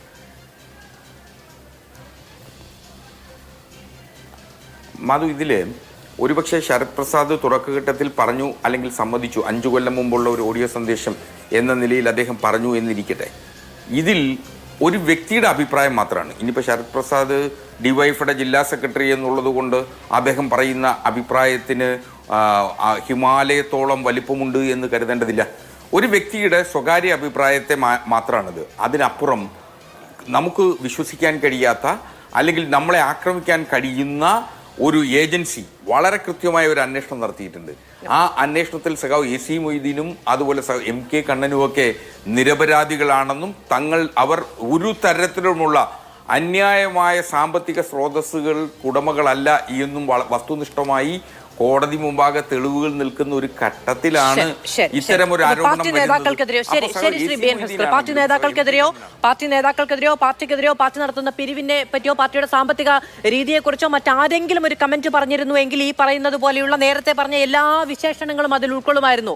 അത് മുള്ളുമുരിക്ക് മൂർഖന്മാരുടെ സമാഗമ വിഷം ചീറ്റലാണ് തുടങ്ങിയത് മുതൽ കൈക്കോടാലി മമ്മട്ടി മുഴുവൻ ആക്രമണ സ്വഭാവമുള്ള ആയുധങ്ങളുടെയും പ്രയോഗമായി വേണമെങ്കിലും കാണാം. പക്ഷെ ഇത് വേറെ ഒന്നും ചെയ്യാനില്ല. ഇത് പാർട്ടിയുടെ ഉള്ളിൽ നിന്ന് ഇപ്പോഴും പാർട്ടിയുടെ ഉള്ളിൽ നിൽക്കുന്ന ഒരാളുടെ ശബ്ദമാണ്. അത് തന്റെ ശബ്ദമല്ല എന്ന് ശരത്ത് പറയാത്തിടത്തോളം ശരത്തിനോട് വിശദീകരണം തേടും എന്നാണ് പാർട്ടി പറഞ്ഞിരിക്കുകയും ചെയ്യുന്നത്. ശ്യാം, ഞാൻ ഏറെ വൈകി ശ്യാമിലേക്ക് വരാൻ എന്നെനിക്ക് അറിയാം. ക്ഷമിക്കണം എന്നോട്. ഇടവേളയ്ക്ക് ശേഷം അങ്ങിലേക്ക് വരാം. അങ്ങനെയാണെങ്കിൽ എനിക്ക് ഇടപെടാതെ കുറച്ച് സമയം അങ്ങോട്ട് സംസാരിക്കാം. ശ്രീ ശ്യാംരാജ്, ED ഇപ്പോൾ AC മൊയ്തീനാകട്ടെ MK കണ്ണനാകട്ടെ അവർ നേരത്തെ ശ്രീ ഹസ്കർ പറഞ്ഞതുപോലെയാണെങ്കിൽ കുടിച്ച മുലപ്പാൽ വരെ പരിശോധിച്ചു കഴിഞ്ഞിരിക്കുന്നു. എന്നിട്ടും ഒന്നും ചെയ്യാൻ കഴിയാതിരിക്കുകയാണ്. കരുവന്നൂർ അടക്കമുള്ള ആരോപണങ്ങൾ ED എന്തോ ചെയ്യും എന്നുള്ളതാണ്. ഇപ്പോൾ നമുക്കറിയാവുന്നതാണ്, തൃശ്ശൂർ ഇലക്ഷനൊക്കെ നടക്കുന്ന സമയത്ത് നിങ്ങളുടെ പ്രചാരണത്തിന് മുഴുവൻ കേന്ദ്രവും അവിടെയായിരുന്നു. പക്ഷെ ഒന്നും സംഭവിക്കുന്നില്ല. കാരണം അത്രമേൽ ശുദ്ധമാണ്, അത്രമേൽ സുതാര്യമാണ് പാർട്ടിയുടെ ഈ സാമ്പത്തിക കാര്യങ്ങളിലെ ഇടപെടൽ. ഒന്നും ചെയ്യാനില്ല. എന്നിട്ടാണ് ഇപ്പോൾ പുറത്തു വന്ന ഒരു ഓഡിയോയുടെ പേരിലുള്ള ഈ രാഷ്ട്രീയ വേട്ട. മധു, EDക്ക് എന്താണ് ചെയ്യാൻ വേണ്ടി സാധിക്കുക ഇക്കാര്യത്തിൽ? ED ഈ കേസ് കഴിഞ്ഞ 4 വർഷത്തിനകത്ത് ഈ കേസ് അന്വേഷിക്കുകയും 108 കോടിയോളം വരുന്ന രൂപ സീസ് ചെയ്യുകയും കുറ്റപത്രം സമർപ്പിക്കുകയും ചെയ്തില്ലേ? ഇനി ഇതിനകത്ത് വിധി പറയേണ്ടതാരാണ്? ഇവരെ ശിക്ഷിക്കേണ്ടതാരാണ്? ഇത്തരത്തിലുള്ള മുട്ടാപ്പോക്ക് ന്യായമൊക്കെ പറഞ്ഞിട്ട് ഈ കേസിൽ നിന്ന് തല ഊരാന്നാണ് ഇവർ വിചാരിച്ചിരിക്കുന്നത്. ഞാനൊരു കാര്യം പറയാം, കൂടെ കിടന്നവന് നന്നായിട്ട് രാപ്പനി അറിയാം. ആ രാപ്പനിയെ കുറിച്ചിട്ടാണ് DYFIയുടെ ജില്ലാ സെക്രട്ടറി തന്നെ പറഞ്ഞിട്ടുള്ളത്. ഇത് ഞങ്ങൾ കഴിഞ്ഞ 2019 മുതൽ കേരളത്തിൽ പറഞ്ഞുകൊണ്ടിരിക്കുന്ന ചില കാര്യങ്ങളുണ്ട്. ഈ മൊയ്തീൻ അടക്കമുള്ള ഈ കണ്ണൻ അടക്കമുള്ള ആളുകൾക്ക് വൻ ബിനാമി ഇടപാടുകളുണ്ടെന്നും 1 ലക്ഷം രൂപ വരെ മൂല്യമുള്ള ഭൂമി 10 ലക്ഷം രൂപയ്ക്ക് വരെ ഇവർ മറിച്ച് ലോൺ കൊടുത്തിട്ടുണ്ട് എന്നുള്ളതും ബാങ്കിനകത്ത് വെച്ചിട്ടുള്ള ലോണുകൾ പോലും വീണ്ടും എടുത്ത് ലോൺ കൊടുത്തിട്ടുണ്ട്. ഇത്തരത്തിലുള്ള കള്ളപ്പണം ഇടപാടുകൾ ഇവർ നടത്തുന്നുണ്ടെന്ന് ശ്രീ സുരേഷ് ഗോപി യാത്ര നടത്തിയ സേവ് കരുവന്നൂർ യാത്ര മുതൽ ഞങ്ങൾ പറഞ്ഞുകൊണ്ടിരിക്കുകയാണ്. അന്ന് മുതൽ ഇന്ന് വരേക്കും ഇവർ ഇരവാദവും മുടക്കിക്കൊണ്ട് നടക്കലാണ്. അന്ന് മുതൽ ഇന്ന് വരേക്കും ഇവർ ED എന്ത് ചെയ്തു എന്ന് ചോദിച്ചു നടക്കലാണ്. പക്ഷെ ഞാൻ ചോദിക്കട്ടെ, ഇന്നിപ്പം ഇവരുടെ DYFIയുടെ നേതാവ് തന്നെ പറയുന്നത് എന്താണെന്ന്? അദ്ദേഹം ഇന്ന് രാവിലെ പറഞ്ഞെന്താ? 5 വർഷം മുമ്പത്തുള്ള എൻ്റെ ഓഡിയാണ് ഇത് ഞാൻ പറഞ്ഞിട്ടില്ല എന്നല്ല പറഞ്ഞത്. 5 വർഷം മുമ്പുള്ള DYFIയുടെ ജില്ലാ സെക്രട്ടറിയുടെ ഓഡിയോയാണിത്. അതിലയാൾ എന്താണ് പറയുന്നത്? ഇവിടെ ഡീലിങ്സ് നടക്കുകയാണ് സാധാരണക്കാർക്ക് വേണ്ടിയിട്ട് എന്ന് പറയപ്പെടുന്ന കമ്മ്യൂണിസ്റ്റ് പാർട്ടിയുടെ നേതാക്കന്മാര് ഹൈ ക്ലാസുമായിട്ട്, ആ വാക്കാണ് അയാൾ ഉപയോഗിക്കുന്നത്, ഹൈ ക്ലാസുമായിട്ടുള്ള എലൈറ്റ് ക്ലാസുമായിട്ടുള്ള ഡീലിംഗ് നടത്തുകയാണ് എന്നാണ് പറയുന്നത്. ഇനി ഇത്തരത്തിൽ ഇപ്പൊ ഈ പറഞ്ഞ പോലെയുള്ള ഇരവാദങ്ങൾ മുഴക്കാൻ വേണ്ടിയിട്ട് പറ്റുമോ? ഇപ്പൊ കഴിഞ്ഞ 3-4 വർഷങ്ങളായിട്ട് ഈ CPM തൃശ്ശൂരിൽ എന്താ ചെയ്തുകൊണ്ടിരുന്നത്? അവരിതാ വിശദീകരണ യോഗങ്ങൾ നടത്തുന്നു, ഇരവാദങ്ങൾ നടത്തുന്നു, അങ്ങനെ ജനങ്ങളെ അങ്ങോട്ട് പ്രബുദ്ധരാക്കാൻ വേണ്ടി നടക്കുന്നു. പക്ഷേ ഈ ഇവരുടെ നേതാവ് തന്നെ പറഞ്ഞിട്ടുള്ള കാര്യത്തിൽ ഇവർക്ക് എന്താണ് പറയാൻ വേണ്ടിയിട്ടുള്ളത്? അന്ന് ഞങ്ങൾ പറഞ്ഞതും അന്ന് BJP പറഞ്ഞിട്ടുള്ളതും ഇന്ന് ഇവരുടെ തന്നെ ഉള്ളിൽ നിന്നുള്ള ഇവരുടെ നേതാവ് പറഞ്ഞതും ഒരേ കാര്യം തന്നെയാണെന്ന്. ഇനി ഇവരാരും ഇതിനെ നേരെയാക്കാൻ വേണ്ടിയിട്ടാണ് ഇത് ഏതോ ഒരു സിനിമയിൽ ഈ കുടുംബം മൊത്തം കള്ളന്മാരാണല്ലോടാ എന്ന് ചോദിക്കുന്നത് പോലെ ഇത് ആരോടാണ് പരാതി പറയേണ്ടത്? ഈ പാർട്ടി ആരാണ് ക്ലിയർ ചെയ്യാൻ വേണ്ടി പോകുന്നത്? മുഖ്യമന്ത്രി അടക്കമുള്ള ആളുകൾ, മുഖ്യമന്ത്രിയുടെ മകളടക്കമുള്ള ആളുകൾ പലതരത്തിലുള്ള ആരോപണങ്ങൾ നേരിട്ടുകൊണ്ടിരിക്കുന്ന ഈ സമയത്ത് ഈ ജില്ലാ ലെവലിലുള്ള നേതാക്കന്മാരെ ആര് ക്ലിയർ ചെയ്യുന്ന പറയുന്നത്? ഇവിടെ പ്രശ്നം എന്താണെന്ന് വെച്ച് കഴിഞ്ഞാൽ കൃത്യമായിട്ട് ഇന്ന് ഈ ശരത് എന്ന് പറയുന്ന ഡിവൈഎഫ്ഐയുടെ ജില്ലാ സെക്രട്ടറിയുടെ ഓഡിയോ കൂടി വന്നപ്പോൾ ഇത് പാർട്ടിയിലെ മുഴുവൻ ആളുകൾക്കും അറിയാവുന്ന കാര്യമാണെന്ന്. പാർട്ടിക്കുള്ളിൽ തന്നെ ഇതൊരു സ്വാഭാവിക ആ ഒരു വോയിസിന്റെ ഒരു ടോൺ നിങ്ങൾ നോക്കൂ. പാർട്ടിക്കുള്ളിൽ തന്നെ സ്വാഭാവികമായിട്ട് നടക്കുന്ന കൊള്ളയെ കുറിച്ചിട്ടാണ് പറയുന്നത്. Communist party of India Marxist എന്ന് പറയുന്ന CPM മാറിയിട്ട് കമ്മ്യൂണിസ്റ്റ് പാർട്ടി ഓഫ് ഇന്ത്യ മണി ഹേസ്റ്റായി മാറിയെന്ന്. സാധാരണക്കാരെ കൊള്ളയടിക്കുന്ന, ബാങ്കുകൾ ഉപയോഗിച്ച് പണം കൊള്ള ചെയ്യുന്ന ഒരു പ്രസ്ഥാനമായിട്ട് ഇവർ മാറിയിട്ടുണ്ട്. അപ്പോൾ അതിനെക്കുറിച്ച് ചർച്ച ചെയ്യുന്നതിന് പകരം അതിന് ഈ ജനങ്ങൾക്കൊരു വിശദീകരണം കൊടുക്കുന്നതിന് പകരം നോക്കൂ, മൊയ്തീൻ MLA ആണ്. ആ മൊയ്തീൻ ജനങ്ങൾ വിജയിപ്പിച്ചെടുത്തിട്ടുള്ള ഒരു ജനപ്രതിനിധിയുടെ പേരിൽ വരെ ഇത്തരത്തിലുള്ള ആരോപണങ്ങൾ ഉന്നയിക്കുമ്പോൾ അതിന്റെ നിജസ്ഥിതി പറയുന്നതിന് പകരം ഇന്നെന്താ ഇടതുപക്ഷത്തിന്റെ ഇത് CPM-ന്റെ പ്രതിനിധി ചർച്ചയ്ക്ക് വരാത്ത എന്താ?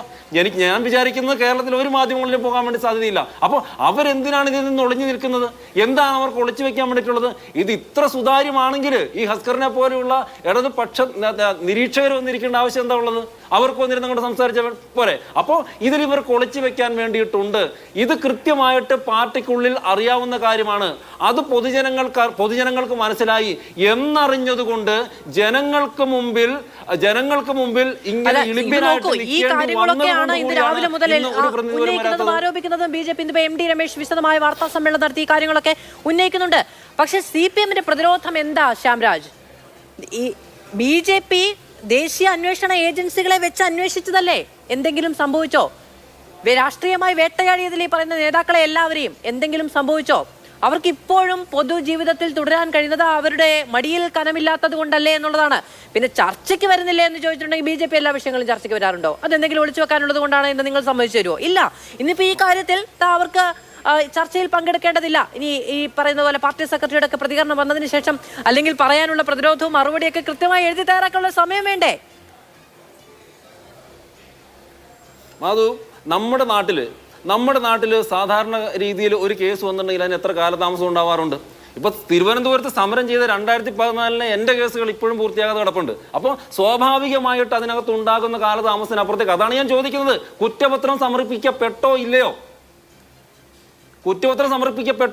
ഇതിന് കേസ് തീർന്നിട്ടുണ്ടോ? ഇതിന് കേസിന് വിധി പ്രസ്താവന നടന്നിട്ടുണ്ടോ? അല്ലെങ്കിൽ ഈ കേസ് ക്വാഷ് ചെയ്യപ്പെട്ടിട്ടുണ്ടോ? അങ്ങനെയൊന്നുമില്ലല്ലോ. കേസ് നടന്നുകൊണ്ടിരിക്കലല്ലേ. ഈ കേസ് നടന്നുകൊണ്ടിരിക്കുന്ന ഈ സമയത്ത് ശിക്ഷിക്കപ്പെട്ടിട്ടില്ലല്ലോ എന്ന് പറയുന്നതിൽ എന്ത് ലോജിക്കാണ് എന്റെ മാധു ഉള്ളത്? ശരി ശരി സാമ്പത്തിക ആരോപണങ്ങൾ ഇത് ആദ്യമായിട്ടൊന്നുമല്ല ഉയരുന്നത്. പക്ഷേ നേരത്തെ പറഞ്ഞതുപോലെ ഉരുക്കുകോട്ട പോലെ പാർട്ടി പ്രതിരോധിക്കുന്നുണ്ട്. MK കണ്ണനുമായി ബന്ധപ്പെട്ട ആരോപണങ്ങളെ എല്ലാം അദ്ദേഹത്തിന്റെ അമ്മയുമായി ബന്ധപ്പെട്ട ഒരു അക്കൗണ്ട് പ്രശ്നം വന്നപ്പോൾ ഒക്കെ അത് കൃത്യമായി പറയാനും വിശദീകരിക്കാനും ഒക്കെ പാർട്ടി രംഗത്തുണ്ട്. അതെപ്പോഴാണ് ആ ആരോപണങ്ങൾ മുന്നോട്ട് വെക്കുന്നത്? മറ്റുള്ളവരാകുമ്പോൾ, പാർട്ടിയുടെ സംഘടനാ സംവിധാനത്തിന് പുറത്തു നിൽക്കുന്ന ആളുകളാകുമ്പോൾ എന്നുള്ളതാണ്. പക്ഷേ ഈ ആരോപണത്തിന് അല്ലെങ്കിൽ ഈ വെളിപ്പെടുത്തലിന്റെ സ്വഭാവം എന്താണ്? ഞാൻ ഇപ്പോഴും പറയുന്നു, ആ ശബ്ദം എൻ്റേതല്ല എന്ന് ശരത് പ്രസാദ് പറയുന്നത് വരെയാണ്. പിന്നെ ബാക്കിയുള്ളതെല്ലാം എൻ്റേതല്ല. അതിന് അപ്പോഴും ഈ കാലതാമസം ഒരു വലിയ ഘടകമാണ്.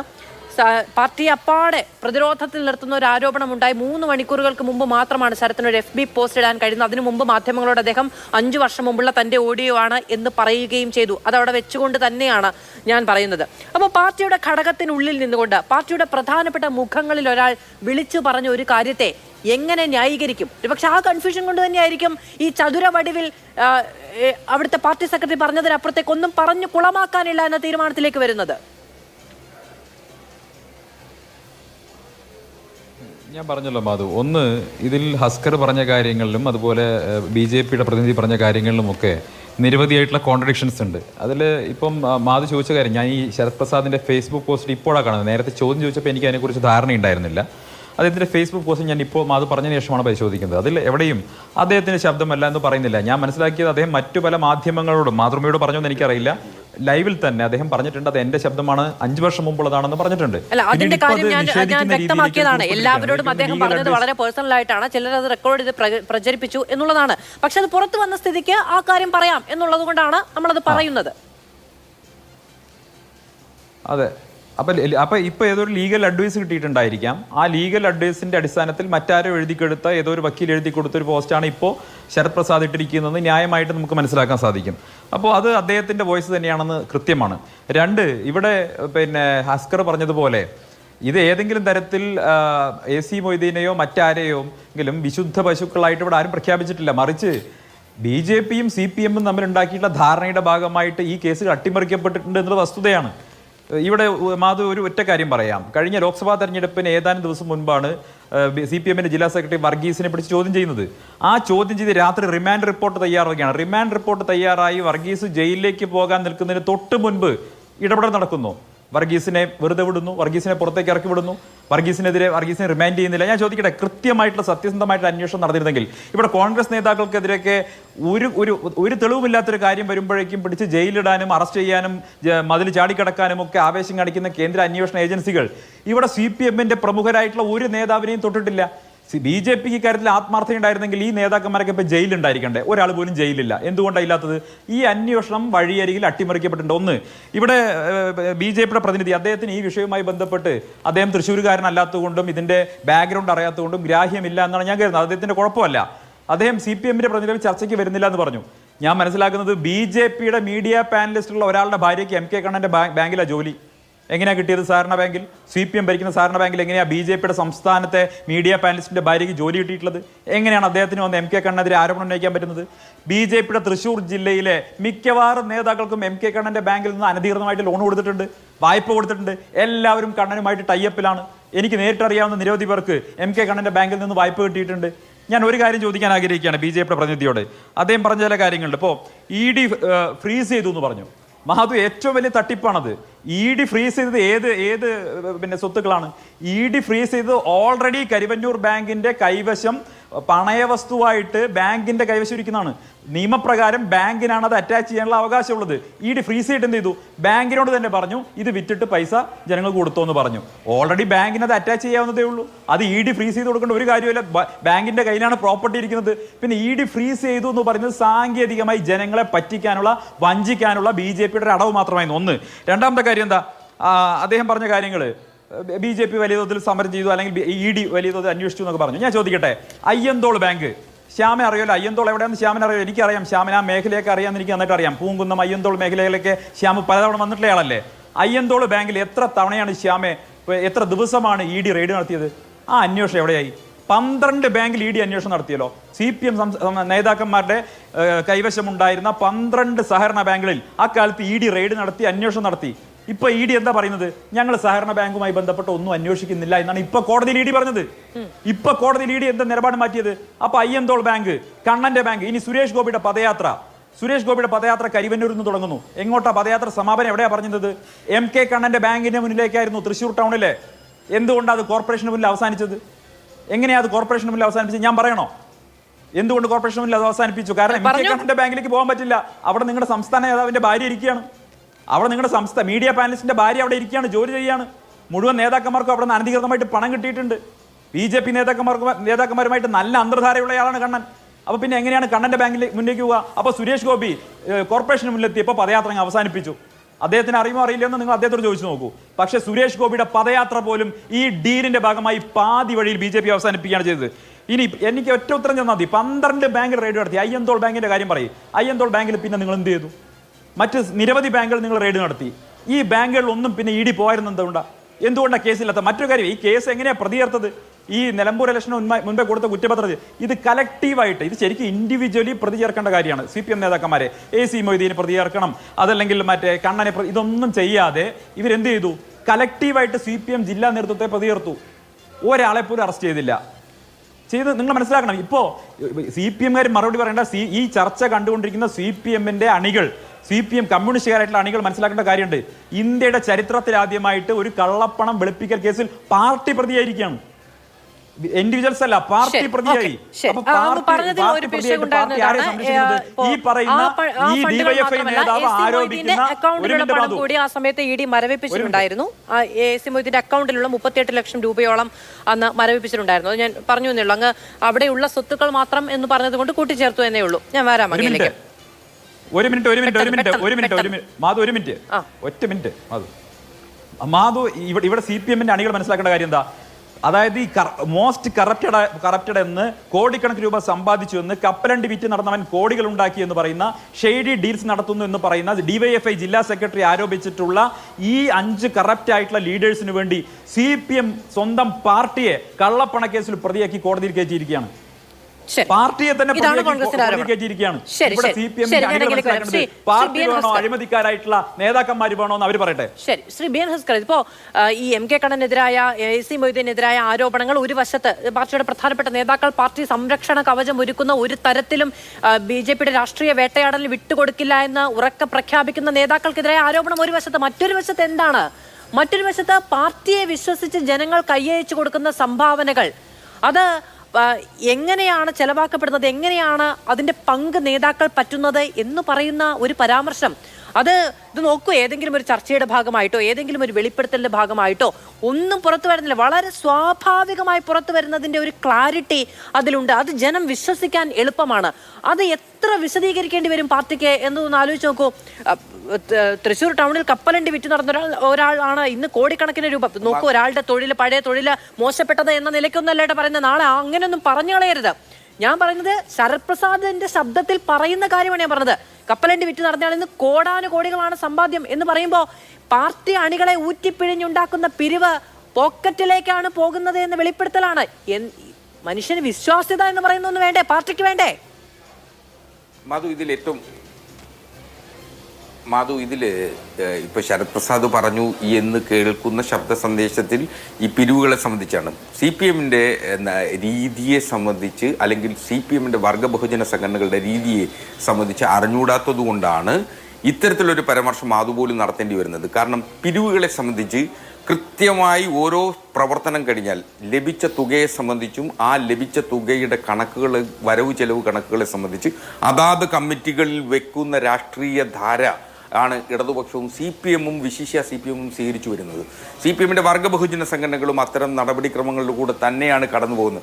അത് SFI ആയാലും DYFI ആയാലും ഓരോ പരിപാടിയുടെയും വരവ് ചെലവ് കണക്കുകൾ അതടുത്ത കമ്മിറ്റിയിൽ വെക്കുകയും അതിൽ സുതാര്യത ഉറപ്പുവരുത്തുകയും ചെയ്യുന്നു എന്നതൊരു വസ്തുതയാണ്. അപ്പോൾ പിരിവെടുത്ത് ജീവിക്കുന്ന നേതാക്കന്മാരാണ് CPM-ന്റെ നേതാക്കന്മാരെന്ന് തെറ്റിദ്ധാരണ പരത്തുന്ന തരത്തിൽ ഇത് പറയരുത്. ഒന്ന്.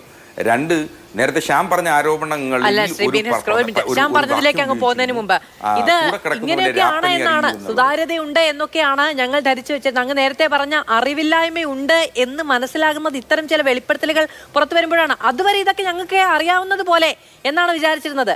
അങ്ങ് പറഞ്ഞത് ശരിയാണ്, കുറച്ച് അറിവില്ലായ്മ ഉണ്ടാകുന്നുണ്ട്. കാരണം ഇത്തരം ചില ഓഡിയോകൾ വരുമ്പോൾ ഇങ്ങനെയായിരുന്നു അല്ലേ എന്നൊരു പുതിയ അറിവ് കിട്ടുന്നു.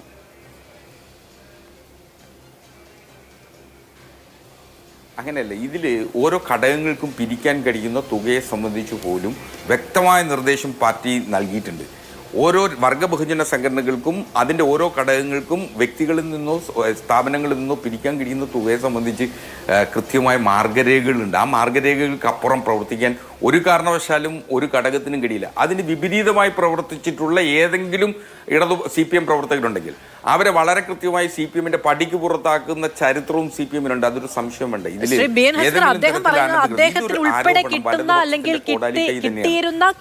കിട്ടാൻ പോകുന്ന പണത്തിന്റെ കണക്കിനെ കുറിച്ചാണ്. അത് നോക്കൂ, അവനവൻ ആത്മാർത്ഥമായി അവനവന്റെ ജീവിതവുമായി ബന്ധപ്പെട്ട് നിൽക്കുന്ന ഒരു കാര്യം ഏറ്റവും ഉറ്റ സുഹൃത്തിനോടോ വിശ്വാസമുള്ളതോ ആയ സഖാവെന്ന് വിളിക്കുന്ന ഒരാളോട് പറഞ്ഞത് വളരെ റോ ആയി പുറത്തേക്ക് വന്നിരിക്കുകയാണ്. അപ്പോൾ അതിന് നമ്മൾ ഈ പറയുന്നത് പോലെ സുതാര്യമായി ചിട്ടവട്ടങ്ങൾക്കനുസരിച്ച് പാർട്ടിയുടെ നയമനുസരിച്ച് പാർട്ടി നിഷ്കർഷിച്ചിരിക്കുന്ന മാനദണ്ഡങ്ങൾ അനുസരിച്ചല്ല ഇത് നടന്നത് എന്നാണ് പറയപ്പെടുന്നത്, എന്നാണ് അദ്ദേഹം പറഞ്ഞിരിക്കുന്നത്. മാധു, അത് ഒരു തരത്തിലും ആ പാർട്ടിയുടെ മാർഗരേഖയ്ക്ക് വിപരീതമായി പ്രവർത്തിക്കാൻ കഴിയില്ല. ഒന്ന് അതാണ് പിരിവുകളെ സംബന്ധിച്ച്. രണ്ട് ഇപ്പോ അത് ശരിയല്ല. ഇത് നോക്കൂ, ഇന്ത്യൻ ഭരണഘടന അനുസരിച്ച് നമ്മുടെ പീനൽ കോഡ് അനുസരിച്ച് ഒരാൾക്ക് ജീവാപായം വരുത്താൻ പറ്റില്ല. നടത്തുന്നുണ്ടല്ലോ, അങ്ങനെയല്ലേ? പാർട്ടി ഭരണഘടനയിൽ ഒരു കാര്യം എഴുതി വെച്ചിരിക്കുന്നു, പാർട്ടി മാനദണ്ഡങ്ങൾ ഇങ്ങനെയാണ്, പാർട്ടിയുടെ നിർദ്ദേശം ഇതാണ് എന്ന് പറഞ്ഞ് അതിൽ വ്യത്യാസവും വ്യതിചലനവും ഉണ്ടാകില്ല എന്ന് പറയുന്നത് എങ്ങനെയാണ്? ഉണ്ടായി എന്നാണ് ശരത്ത് തന്നെ പറഞ്ഞത്. അല്ല, അതിൽ വ്യതിചലനം ഉണ്ടായതായി പാർട്ടിക്ക് ബോധ്യപ്പെട്ടാൽ തൊട്ടടുത്ത കമ്മിറ്റിയിൽ ഇത് ഈ പാർട്ടി നേതൃത്വം എന്ന് പറയുന്നത് ഒരു ജില്ലയുടെയോ സംസ്ഥാനത്തെയോ നേതൃത്വം എന്ന് പറയുന്നത് നിസ്സാരവൽക്കരിക്കപ്പെട്ട് കാണേണ്ടതില്ല. അവരുടെ ഈ സമൂഹത്തിൻ്റെ സർവ്വ നാഡീഞരമ്പുകളിലേക്കും ആഴ്ന്നിറങ്ങുന്നതിനുള്ള ആധിപത്യ സ്വഭാവമുള്ളതൊരു രാഷ്ട്രീയ പ്രസ്ഥാനമാണ് CPM. അതുകൊണ്ട് ഏതെങ്കിലും ഒരു പൊതുപ്രവർത്തകൻ CPM-ലേക്ക് വരുമ്പോൾ, CPM-ൽ പ്രവർത്തിക്കുമ്പോൾ അവരേതെങ്കിലും വ്യതിചലനമുണ്ടായാൽ അത് തിരിച്ചറിയാൻ ഈ പാർട്ടിക്ക് കഴിയും. വളരെ വേഗത്തിൽ തിരിച്ചറിയുകയും അവരെ തിരുത്താൻ ശ്രമിക്കുകയും തിരുത്താൻ കഴിയാത്തവരെ എന്നൊക്കെ ആവണം ഈ പാർട്ടി എന്നുള്ളതാണ് എല്ലാവരും വിചാരിക്കുന്നത്. പക്ഷെ നേരത്തെ നിബിൻ തന്നെ പറഞ്ഞതുപോലെ, ശരത്ത് പറഞ്ഞതുപോലെ 5 വർഷം മുമ്പ്, നിബിൻ പറഞ്ഞതുപോലെ 1.5 വർഷം മുമ്പും ഒക്കെ ഈ പറയുന്ന വ്യതിചലനങ്ങൾ ഉണ്ടായിട്ടുണ്ട് എങ്കിൽ ആ വ്യതിചലനത്തിന്റെ ഭാഗമായിട്ടുള്ള ആളുകൾ ഇപ്പോഴും ഈ പാർട്ടിയിൽ തുടരുകയും സംരക്ഷിക്കുകയും ഒക്കെയാണ്. അപ്പോ വ്യതിചലനങ്ങൾ പാർട്ടി അറിയുന്നില്ല എന്നോ അല്ലെങ്കിൽ ഇത് പാർട്ടി തന്നെ അറിഞ്ഞുകൊണ്ടുള്ള ഒരു ഏർപ്പാടാണോ എന്നോ സമ്മതിക്കേണ്ടതായുണ്ട്. പക്ഷേ ഈ വിഷയങ്ങളിൽ ചർച്ചയ്ക്കേ തയ്യാറാവുന്നില്ല. ഞങ്ങൾക്ക് പറയാനുള്ളത് ഞങ്ങൾ പറഞ്ഞു എന്ന രീതിയിൽ പറഞ്ഞു പോവുകയാണ് ചെയ്തുകൊണ്ടിരിക്കുന്നത്. അത് ദൗർഭാഗ്യകരമാണ്. ഒരിടവേള എടുത്തു വരാം. തിരികെ സ്വാഗതം ചർച്ചയിലേക്ക്.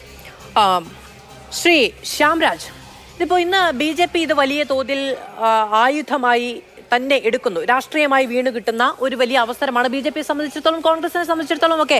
അതായത് ആരോപണങ്ങൾ പുറത്തു നിന്ന് ഉന്നയിക്കുമ്പോൾ ഉള്ളിൽ നിന്നൊരാളുടെ, ഇപ്പോൾ നമുക്കറിയാം PV അൻവറിന്റെ വിവാദം വലിയ തോതിൽ ഉണ്ടായപ്പോൾ എല്ലാവരും ചോദിച്ചെന്താണ്, നിങ്ങൾ ഇത്രയും കാലം കൊണ്ടു നടന്ന ആളല്ലേ, അദ്ദേഹം വിളിച്ചു പറയുന്നതിന് അതുകൊണ്ട് തന്നെ സത്യസന്ധതയില്ലേ, നിങ്ങൾക്ക് തള്ളിപ്പറയാൻ കഴിയുമോ എന്നാണ് ചോദിച്ചത്. ഇത് PV അൻവർ എന്ന് പറയുന്ന ഒരു സ്വതന്ത്രൻ എന്ന നിലയ്ക്കെങ്കിലും പരിഗണിക്കാം. പക്ഷേ ഇദ്ദേഹം ഉന്നയിക്കുന്ന അതിനേക്കാൾ ഗൗരവതരമായ ആരോപണം പാർട്ടിക്കുള്ളിൽ നിന്ന് പാർട്ടിയുടെ മുഴുവൻ സംഘടനാ സംവിധാനത്തിലൂടെയും വളർന്നു വന്ന ഒരു യുവ നേതാവ് എന്നതുകൂടിയാണ്. ഒരു യുവ നേതാവ് ഈ പാർട്ടിയുടെ മുൻഗാമികളെ, അദ്ദേഹത്തിന് മുൻപേ നടന്ന രാഷ്ട്രീയ നേതാക്കളെ കാണുന്നത് ഇങ്ങനെയാണ്. അദ്ദേഹം ഇത് പലയിടങ്ങളിൽ പറഞ്ഞിട്ടുണ്ട്, പലരോട് പറഞ്ഞിട്ടുണ്ട്. ഇത് അവർക്കൊക്കെ ബോധ്യമുള്ളതും പരസ്പരം പറയുന്നതുമായ ഒരു അഭിപ്രായമായി പാർട്ടിക്കുള്ളിലുണ്ട് എന്നതിന്റെ തെളിവാണ് പുറത്തു വന്നിരിക്കുന്നത്. അപ്പോൾ BJP ഇതിനു മുൻപ് ഉന്നയിച്ച ആരോപണങ്ങൾ, കോൺഗ്രസ് ഇതിനു മുൻപ് ഉന്നയിച്ച ആരോപണങ്ങൾ എന്ന നിലയ്ക്ക് അതിനെ പ്രതിരോധിക്കാൻ കഴിയില്ല. ഇപ്പോൾ തൃശ്ശൂരിലെ പാർട്ടിക്ക് ഇത് എത്ര എളുപ്പമായിരിക്കും എന്നാണ് BJP കരുതുന്നത്? മാധു, തന്നെയാണ് ഞാൻ പറഞ്ഞത്. ഇത് ഞങ്ങൾ ആരോപിച്ചു എന്നുള്ളത് കൊണ്ട് ഒരു രാഷ്ട്രീയ ആരോപണമായിട്ട് മാത്രം നിൽക്കുന്നില്ല. അതാണ് ഞാൻ തുടക്കം മുതൽ പറഞ്ഞു തന്നതിൻ്റെ ഒരു പോയിന്റ് തന്നെയാണ്. അതായത് BJP ആരോപിച്ചു എന്നുള്ളത് കൊണ്ടോ ഞങ്ങൾ അതിനെതിരെ സമരം ചെയ്തതെന്നത് മാത്രമൊന്നും അല്ല. അത് ഇവർക്ക് ഞങ്ങളെ എതിർക്കാൻ വേണ്ടിയിട്ടുള്ള ഒരു രാഷ്ട്രീയപരമായിട്ടുള്ള ഒരു ആരോപണമായിട്ട് ഉപയോഗിക്കാം എന്നുള്ളത് മാത്രമാണ്. ഇവിടെ ഇപ്പോൾ എന്താണ് സംഭവിച്ചിട്ടുള്ളത്? പാർട്ടിക്കുള്ളിൽ നിന്നും അതും ഒരു യുവജന വിഭാഗത്തിൽപ്പെട്ടിട്ടുള്ള ഏറ്റവും പ്രധാനപ്പെട്ടിട്ടുള്ള ആ തൃശ്ശൂർ ജില്ലയിലെ ഒരാൾ തന്നെ ഇത്തരത്തിലുള്ളൊരു വെളിപ്പെടുത്തൽ നടത്തിയിരിക്കുമ്പോൾ ഏതെങ്കിലും ഇതര രാഷ്ട്രീയ കക്ഷികളാണ് പറയുന്നതെങ്കിൽ ഇവർക്ക് ആരോപണം എന്ന് പറഞ്ഞിട്ട് അതിനെ വേണമെങ്കിൽ ന്യായീകരിക്കാൻ വേണ്ടി സാധിക്കും. പക്ഷേ ഇത് പാർട്ടിക്കുള്ളിലെ ഒരാൾ നടത്തുന്ന വെളിപ്പെടുത്തലാണെന്ന്. ആ വെളിപ്പെടുത്തലിന് എതിരെ എന്തെങ്കിലും പറയാൻ വേണ്ടിയിട്ട്, അല്ലെങ്കിൽ ഇവർ ഇതിനു മുമ്പ് ചെയ്തതുപോലെയുള്ള ജനങ്ങളിലേക്ക് ഇറങ്ങിച്ചെന്നുകൊണ്ടുള്ള വിശദീകരണ യോഗങ്ങൾ കൊണ്ടൊന്നും ഇത് നിൽക്കാൻ വേണ്ടിയിട്ട് പോകുന്നില്ല എന്ന്. അത് തന്നെയാണ് ഞാൻ പറഞ്ഞത്. ഇപ്പോൾ ഒരു പക്ഷേ ഈ പറഞ്ഞ DYFIയുടെ നേതാവിനെ ഭീഷണിപ്പെടുത്തിയിട്ടുണ്ടാവാം, അത്തരത്തിലുള്ള ഏതെങ്കിലും നടപടികളിലൂടെ മുമ്പോട്ട് പോയിട്ടുണ്ടാവും. ഇവർക്കിത് ആശയപരമായി തന്നെ ഞാൻ മനസ്സിലാക്കിയെടുത്തോളം ഏതെങ്കിലുമൊക്കെ ആളുകളിൽ എന്തെങ്കിലുമൊക്കെ ഈ പാർട്ടിക്കകത്ത് ഒന്ന് നേരെ മുന്നോട്ട് പോകണം എന്നുള്ളവരുണ്ടെങ്കിൽ ആ ആളുകൾക്ക് ആശയപരമായിട്ടുള്ളൊരു പ്രശ്നം കൂടിയാണെന്നത്. നോക്കൂ, ഇവിടുത്തെ ഏറ്റവും പ്രധാനപ്പെട്ടിട്ടുള്ള കാര്യം എന്ന് പറയുന്നത് കേരളത്തിലെ നമ്മുടെ രാജ്യത്ത് കമ്മ്യൂണിസ്റ്റ് പാർട്ടി വളർന്നിട്ടുള്ളത് എങ്ങനെയാണ്? ഇവർ സാധാരണ കുറിച്ചിട്ട് പറയും, പാവപ്പെട്ടവരെ കുറിച്ചിട്ട് പറയും, ജനാധിപത്യത്തെ കുറിച്ചിട്ട് വാചാലരാകും. ഇവരുടെ കൊടിയിൽ ജനാധിപത്യത്തെ കുറിച്ചിട്ട് വളരെ വലിയ അക്ഷരങ്ങളിൽ എഴുതി വെക്കുകയും പക്ഷേ ഇവർക്ക് അധികാരം കിട്ടുമ്പോൾ ഇവർ ഏറ്റവും വലിയ ജനാധിപത്യത്തിന് ധ്വംസകരാവുകയും ചെയ്യുന്നു.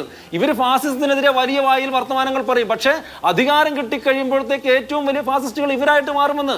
ഇവർ സാധാരണക്കാരെ കുറിച്ചിട്ട്, പാവപ്പെട്ടവരെ കുറിച്ചിട്ട് ഏറ്റവും വലിയ രീതിയിൽ മൈക്ക് കെട്ടി സംസാരിക്കുകയും ചെയ്യും. പക്ഷേ അതേ സമയത്ത് തന്നെ അധികാരം കിട്ടിക്കഴിയുമ്പോഴത്തേക്ക് അവരെ നോക്കുക പോലും ചെയ്യാതെ മുഴീനി കൂപ്പറിൽ നടക്കാൻ വേണ്ടിയിട്ട് കഴിഞ്ഞ ലോക്സഭാ തെരഞ്ഞെടുപ്പിന്റെ വട്ടം മുഴുവനും അതിനുശേഷം ഇങ്ങോട്ടുമെല്ലാം കരുവന്നൂര് കമ്മ്യൂണിസ്റ്റ് പാർട്ടിയെ സംബന്ധിച്ചിടത്തോളം ആവർത്തിച്ച് വിശദീകരിക്കേണ്ടി വരുന്ന ഒരു കാര്യം തന്നെയാണ്. അടുത്ത തെരഞ്ഞെടുപ്പ് വരുമ്പോഴും സ്വാഭാവികമായും തൃശ്ശൂരിലെ വിജയത്തിന് നിങ്ങൾ തന്നെ ഒരു വലിയ ഘടകം എന്ന് പറയുന്നത് മറ്റെല്ലാത്തിനും അപ്പുറത്ത് കരുവന്നൂരാണ് എന്നുള്ളതാണ്.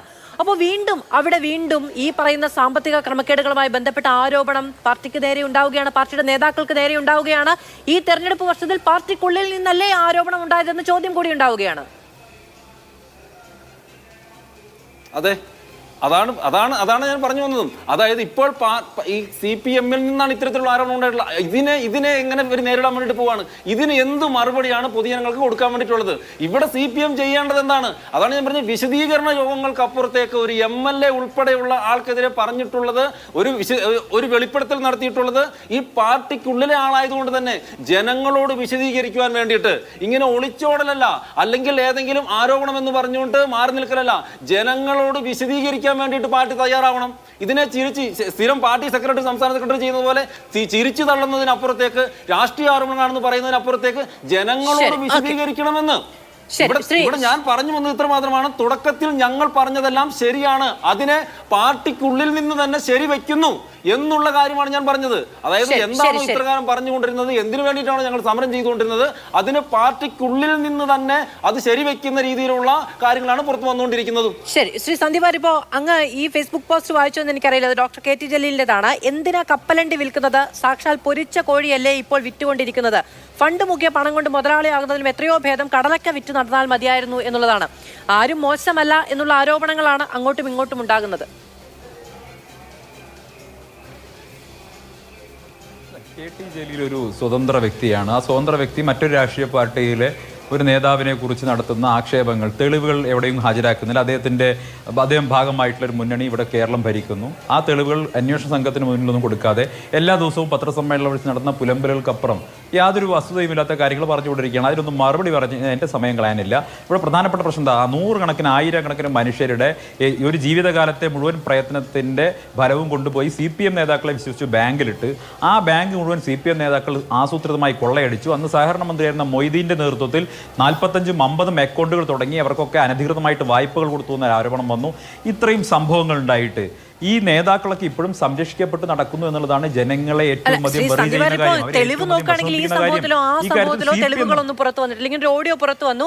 അവിടെ ഇപ്പോൾ KT ജലീൽ ഈ ആരോപണം ഉന്നയിക്കുമ്പോൾ അദ്ദേഹം ഈ PK ഫിറോസ് വാർത്താ സമ്മേളനം നടത്തുമ്പോൾ തന്റെ ജോലിയെ കുറിച്ചൊക്കെ പറയുന്നുണ്ടല്ലോ. അതിലെ ശമ്പളം, അതിന്റെ പൊസിഷൻ തുടങ്ങിയ കാര്യങ്ങളൊന്നും KT ജലീൽ ഉന്നയിക്കുന്നത് ഫണ്ട് ആരോപണം തന്നെയാണ്. മാധു, ഞാനിവിടെ സബ്ജുഡീസ് ആയിട്ടുള്ള ഒരു വിഷയത്തെക്കുറിച്ചാണ് പറയുന്നത്. ഇൻവെസ്റ്റിഗേഷൻ നടക്കുന്ന ഓൺഗോയിങ് ആയിട്ടുള്ള ഒരു പ്രോസസ്സിനെ കുറിച്ചാണ് ഞാൻ പറയുന്നത്. കോടിക്കണക്കിന് രൂപ സാധാരണക്കാരായ മനുഷ്യരുടെ കൊള്ള ചെയ്ത് കൊണ്ടുപോയിട്ടുള്ള ഒരു വിഷയത്തെക്കുറിച്ച് സംസാരിക്കുകയാണ്. അവിടെ മറ്റൊരു വിഷയത്തെ കൊണ്ടൊന്ന് സമീകരിക്കേണ്ട യാതൊരു ആവശ്യവുമില്ല. ഇവിടുത്തെ പ്രധാനപ്പെട്ട പ്രശ്നം, ഇന്നത്തെ വിഷയം എന്ന് പറയുന്നത് ഈ പറയുന്ന സഹകരണ മന്ത്രി ഉൾപ്പെടെയുള്ളവർ നടത്തിയിട്ടുള്ള കൊള്ള. ആ കൊള്ള എന്ന് പറയുന്നത് 100 കണക്കിന് സാധാരണക്കാരെ CPM പ്രവർത്തകരായിട്ടുള്ള, CPM അണികളായിട്ടുള്ള, അനുഭാവികളായിട്ടുള്ള മനുഷ്യരുടെ പണവും പോയി എന്നുള്ളതാണ്. അതിന് പുറകിൽ ഒരുപാട് കാര്യങ്ങൾ നേരത്തെ നമ്മൾ ചർച്ച ചെയ്തിട്ടുള്ളതാണ്. ഇത്രയും നേതാക്കൾ, ഇത്രയും കറപ്റ്റ് ആയിട്ടുള്ള കോടിക്കണക്കിന് രൂപ കൊള്ള ചെയ്തെന്ന് DYFI നേതാക്കൾ തന്നെ ആരോപിക്കപ്പെടുന്ന നേതാക്കൾ ഇന്നും പാർട്ടിയിൽ സംരക്ഷിക്കപ്പെടുന്നു, CPM നേതൃത്വത്തിൽ സംരക്ഷിക്കപ്പെടുന്നു. അതിന് കൊടുക്കേണ്ടി വന്ന വില എന്താണ്? കേരളമാണ് വില കൊടുക്കേണ്ടി വന്നത്. അതിന് കൊടുക്കേണ്ടി വന്ന വിലയാണ് തൃശ്ശൂർ സീറ്റ്. അതിന് കൊടുക്കേണ്ടി വന്ന വിലയാണ് സുരേഷ് ഗോപിയുടെ വിജയം. അതിന് കൊടുക്കേണ്ടി വന്ന വിലയാണ് BJPക്ക് കേരളത്തിലുള്ള ഒരു അക്കൗണ്ട് തുറക്കൽ. ഒരു സംശയം കാര്യത്തിൽ വേണ്ട. അതല്ലെങ്കിൽ വർഗീസിന്റെ റിമാൻഡ് റിപ്പോർട്ട് അടക്കം തയ്യാറാക്കി രാത്രിയിൽ അദ്ദേഹം മോചിപ്പിക്കപ്പെട്ടത് എങ്ങനെയാണ്? എന്തുകൊണ്ടാണ് CPMന്റെ ഒരു നേതാവ് പോലും ഇക്കാര്യത്തിൽ അറസ്റ്റ് ചെയ്യപ്പെടായിരുന്നത്? കരിവന്നൂർ വലിയ സംഭവമാണെന്ന് പറഞ്ഞ് കൊട്ടിഘോഷിച്ച് പദയാത്ര നടത്തിയിട്ടുള്ള സുരേഷ് ഗോപി എന്തുകൊണ്ടാണ് കോർപ്പറേഷൻ മുന്നിൽ ആ പദയാത്ര അവസാനിപ്പിച്ചത്? എന്തേ ഇന്ന് പാവപ്പെട്ടവർക്ക് പണം തിരിച്ചു കൊടുക്കുന്ന കാര്യത്തെക്കുറിച്ച് ഒരു മൗനം പാലിക്കുന്നു? കരിവന്നൂരിലെ ഒരു പാവപ്പെട്ടവന് ഒരു നീതി വാങ്ങിക്കൊടുക്കാൻ എന്തേ ഇപ്പോൾ കഴിയാതെ പോകുന്നു? എന്തുകൊണ്ട് ഞങ്ങളിപ്പോൾ ഒരു സഹകരണ ബാങ്കിലും അന്വേഷണം നടത്തുന്നില്ല എന്ന് ED കോടതിക്ക് മുന്നിൽ പോയി പറഞ്ഞു? BJPയുടെ പ്രതിനിധി ഒറ്റ മറുപടി പറഞ്ഞോ? ഒരൊറ്റ ചോദ്യത്തിന് മറുപടി പറയാൻ തയ്യാറായോ? മറുപടി ഇല്ല BJPക്ക്. കാരണം BJPയും CPM ചേർന്ന അന്തർധാര, അവർ തമ്മിലുള്ള സഹകരണം, ആ സഹകരണത്തിന്റെ ഭാഗമായിട്ടാണ് ഇത്തരത്തിലുള്ള കറപ്റ്റ് ആയിട്ടുള്ള, മോസ്റ്റ് കറപ്റ്റഡ് എന്ന് DYFI നേതാക്കൾ വിശേഷിപ്പിക്കപ്പെടുന്ന സംരക്ഷിക്കുന്ന നടപടി ഉണ്ടായിട്ടുള്ളത്. പണം തരാൻ തയ്യാറാകുന്ന ആളുകൾ നിങ്ങൾക്ക് തരുന്ന പണം നിങ്ങൾ എങ്ങനെ ചെലവഴിക്കുന്നു എന്നത് സംബന്ധിച്ച് ഇപ്പോൾ കാര്യങ്ങൾ പുറത്തു വന്നിട്ടുണ്ടെങ്കിൽ ഞങ്ങളുടെ കാശ്, ഞങ്ങളുടെ പിരിവ്, ഞങ്ങളുടെ നേതാക്കൾ, ഞങ്ങളുടെ പാർട്ടി എന്ന നിലയ്ക്ക് നിങ്ങൾക്ക് വേണമെങ്കിൽ പറയാം. പക്ഷെ അതുപോലെ സന്ദീപ് പറഞ്ഞതുപോലെ കരുവന്നൂർ എന്ന് പറയുന്നത് അതൊരു വേദനിക്കുന്ന അധ്യായമാണ്. തൃശ്ശൂരിനെ സംബന്ധിച്ചിടത്തോളം വലിയ രാഷ്ട്രീയമായ വില നിങ്ങൾക്ക് കൊടുക്കേണ്ടിയും വന്നിട്ടുണ്ട്. അതിന്റെ പേരിൽ അത് നിങ്ങൾക്ക് കൊടുക്കേണ്ടി വന്നതാണോ എന്നുള്ളത് നിങ്ങൾ സംസാരിച്ചാൽ മതി. എന്നിരുന്നാൽ പോലും ആ രാഷ്ട്രീയ മാറ്റം ഉണ്ടാകാനുള്ള പ്രധാനപ്പെട്ട കാരണമാണ് കരുവന്നൂർ എന്ന് പറയുന്നത്. അവിടെ നാം നോക്കൂ, MK കണ്ണന്റെയൊക്കെ സാമ്പത്തിക സ്ഥിതിയെക്കുറിച്ച് ED മാറി മാറി അന്വേഷിച്ചിട്ട് ഒന്നും സംഭവിച്ചില്ലല്ലോ എന്ന് പറയുമ്പോൾ ശരിയാണ്. ഇപ്പോൾ രാഷ്ട്രീയ നേതാക്കൾ AC മൊയ്തീൻ, അദ്ദേഹത്തിന്റെ അക്കൗണ്ട്, അദ്ദേഹത്തിന്റെ സാമ്പത്തിക ക്രയവിക്രയങ്ങൾ കൃത്യമായി ഓഡിറ്റഡാണ്. അത് ഇലക്ഷനൊക്കെ നിൽക്കുമ്പോൾ കൃത്യമായി അത് പരിപാലിക്കപ്പെട്ടിട്ടുള്ളതും പരിശോധിക്കപ്പെട്ടിട്ടുള്ളതും ഒക്കെയാണ്. അതുകൊണ്ട് ഒരു പക്ഷേ ആ അതിൻ്റെ ഒരു ബാലൻസ് ഷീറ്റ് ക്ലിയറുമായിരിക്കും. പക്ഷെ ഉള്ളിൽ നിന്നൊരാൾ വിളിച്ചു പറയുകയാണ് ഇതിങ്ങനെയല്ല എന്ന്.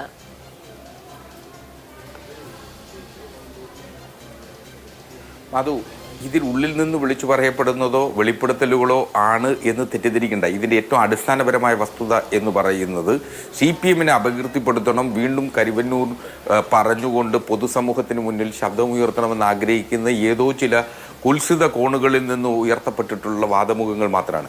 ഏറ്റവും വാദമുഖങ്ങളും ആരോപണങ്ങളും ഒക്കെ പാർട്ടി മുട്ടിന് തടയുന്നുണ്ടല്ലോ. ഇത് ഓഡിയോ ആണ്, പുറത്തു വന്നതാണ്, ആരും കൊണ്ടുവന്നതല്ല.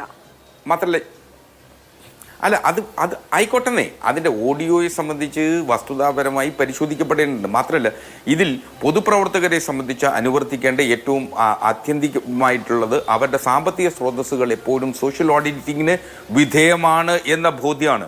ഇവിടെ CPM-നെ സംബന്ധിച്ചിടത്തോളം ഓരോ പാർട്ടി നേതാക്കന്മാരുടെയും പാർട്ടി പ്രവർത്തകരുടെയും കൃത്യമായ ഓഡിറ്റിംഗ് പാർട്ടി നടത്താറുണ്ട്.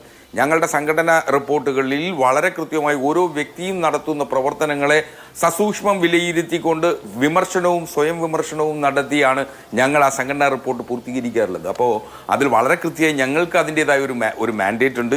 ആ മാൻഡേറ്റിൻ്റെ അടിസ്ഥാനത്തിലാണ് CPM പോലും നടന്നത്. നേരത്തെ സന്ദീപ് പറഞ്ഞ ഒരു കാര്യം തെറ്റിദ്ധാരണജനകമാണ്. കാരണം സുപ്രീം കോടതിയിൽ മനീഷ് സിസോദിയ കേസിലാണ് ആദ്യമായി എന്തുകൊണ്ട് ED രാഷ്ട്രീയ പാർട്ടിയെ പ്രതിയാക്കിയില്ല എന്ന് ചോദിച്ചപ്പോൾ ആം ആദ്മി പാർട്ടിയാണ് ആദ്യമായി ഇന്ത്യയിൽ പ്രതിയേർക്കപ്പെടുന്നത്. അതുകൊണ്ട് കേരളത്തിൽ ഈ ED നൽകിയ കുറ്റപത്രത്തിൽ CPM-നെ കൂടി പ്രതിയേർത്തു എന്ന് ഒരു സാങ്കേതികമായി ചെയ്യപ്പെട്ടിട്ടുള്ള ഒരു പ്രവൃത്തി മാത്രമാണ് തിരിച്ചടി കോടതിയിൽ നേരിടാതിരിക്കാൻ വേണ്ടിയിട്ട്. പക്ഷെ അതൊരു പുത്തുവലായി കാണേണ്ടതില്ല എന്ന് തോന്നുന്നു. പക്ഷെ ഇത് നോക്കൂ, ശരി, വളരെയധികം നന്ദി പാനലിസ്റ്റുകൾക്കും പ്രേക്ഷകർക്കും. ഇത് ഈ സംഭവത്തിന്റെ ഗൗരവം വർദ്ധിപ്പിക്കുന്നത് ഇത് പുറത്തു വന്നത് പാർട്ടിക്കുള്ളിൽ നിന്ന് തന്നെയാണ് എന്നുള്ളത് കൊണ്ടാണ്. ശരിയാണ്, നിബിൻ ശ്രീനിവാസനെതിരെ ഇന്നലെ അച്ചടക്ക നടപടി ഉണ്ടാകുന്നു. ഇന്ന് ആ ഓഡിയോ പുറത്തു വരുന്നു. നിബിൻ കഴിഞ്ഞ ദിവസങ്ങളിലൊക്കെ ഉന്നയിച്ചിരുന്ന ആരോപണം ഇവിടുത്തെ സഹകരണ മേഖലയുമായി ബന്ധപ്പെട്ട കാര്യങ്ങളാണ്. അതുമായി ബന്ധപ്പെട്ട വെളിപ്പെടുത്തലുകൾ അടക്കമാണ് ഇപ്പോൾ ശരത് പ്രസാദിന്റെ ഓഡിയോയിൽ നിന്ന് പുറത്തു വരുന്നത്. ഇതൊക്കെ വളരെ നിഷ്കളങ്കമായി സംഭവിക്കുന്നതാണ് എന്നൊന്നുമല്ല ഇവിടെ ആരും പറഞ്ഞു വെക്കുന്നത്. പക്ഷേ ആ ഓഡിയോയിൽ ഉള്ളത് ഗൗരവതരമായ വെളിപ്പെടുത്തലുകളാണ്. അത് ആരുടെയും ഭീഷണിക്കോ സമ്മർദ്ദത്തിനോ വഴങ്ങി പറഞ്ഞതല്ല എന്നുള്ളത് കൊണ്ട് തന്നെ പാർട്ടിക്കുള്ളിൽ ഇതാണോ സംഭവിക്കുന്നത് എന്ന് മറ്റുള്ളവർക്ക് ചോദിക്കാനുള്ള ഒരു വലിയ അവസരം കൂടി അവിടെ സൃഷ്ടിക്കപ്പെടുന്നുണ്ട്. അതിന് മറുപടി പറയാനുള്ള ഉത്തരവാദിത്തം പാർട്ടിക്ക് ഉണ്ടോ എങ്കിൽ പാർട്ടിയുടെ അണികളോടെങ്കിലും ഉണ്ടോ എന്നുള്ളത് പാർട്ടി തീരുമാനിക്കേണ്ട കാര്യവുമാണ്. വളരെയധികം നന്ദി പാനലിസ്റ്റുകൾക്കും പ്രേക്ഷകർക്കും.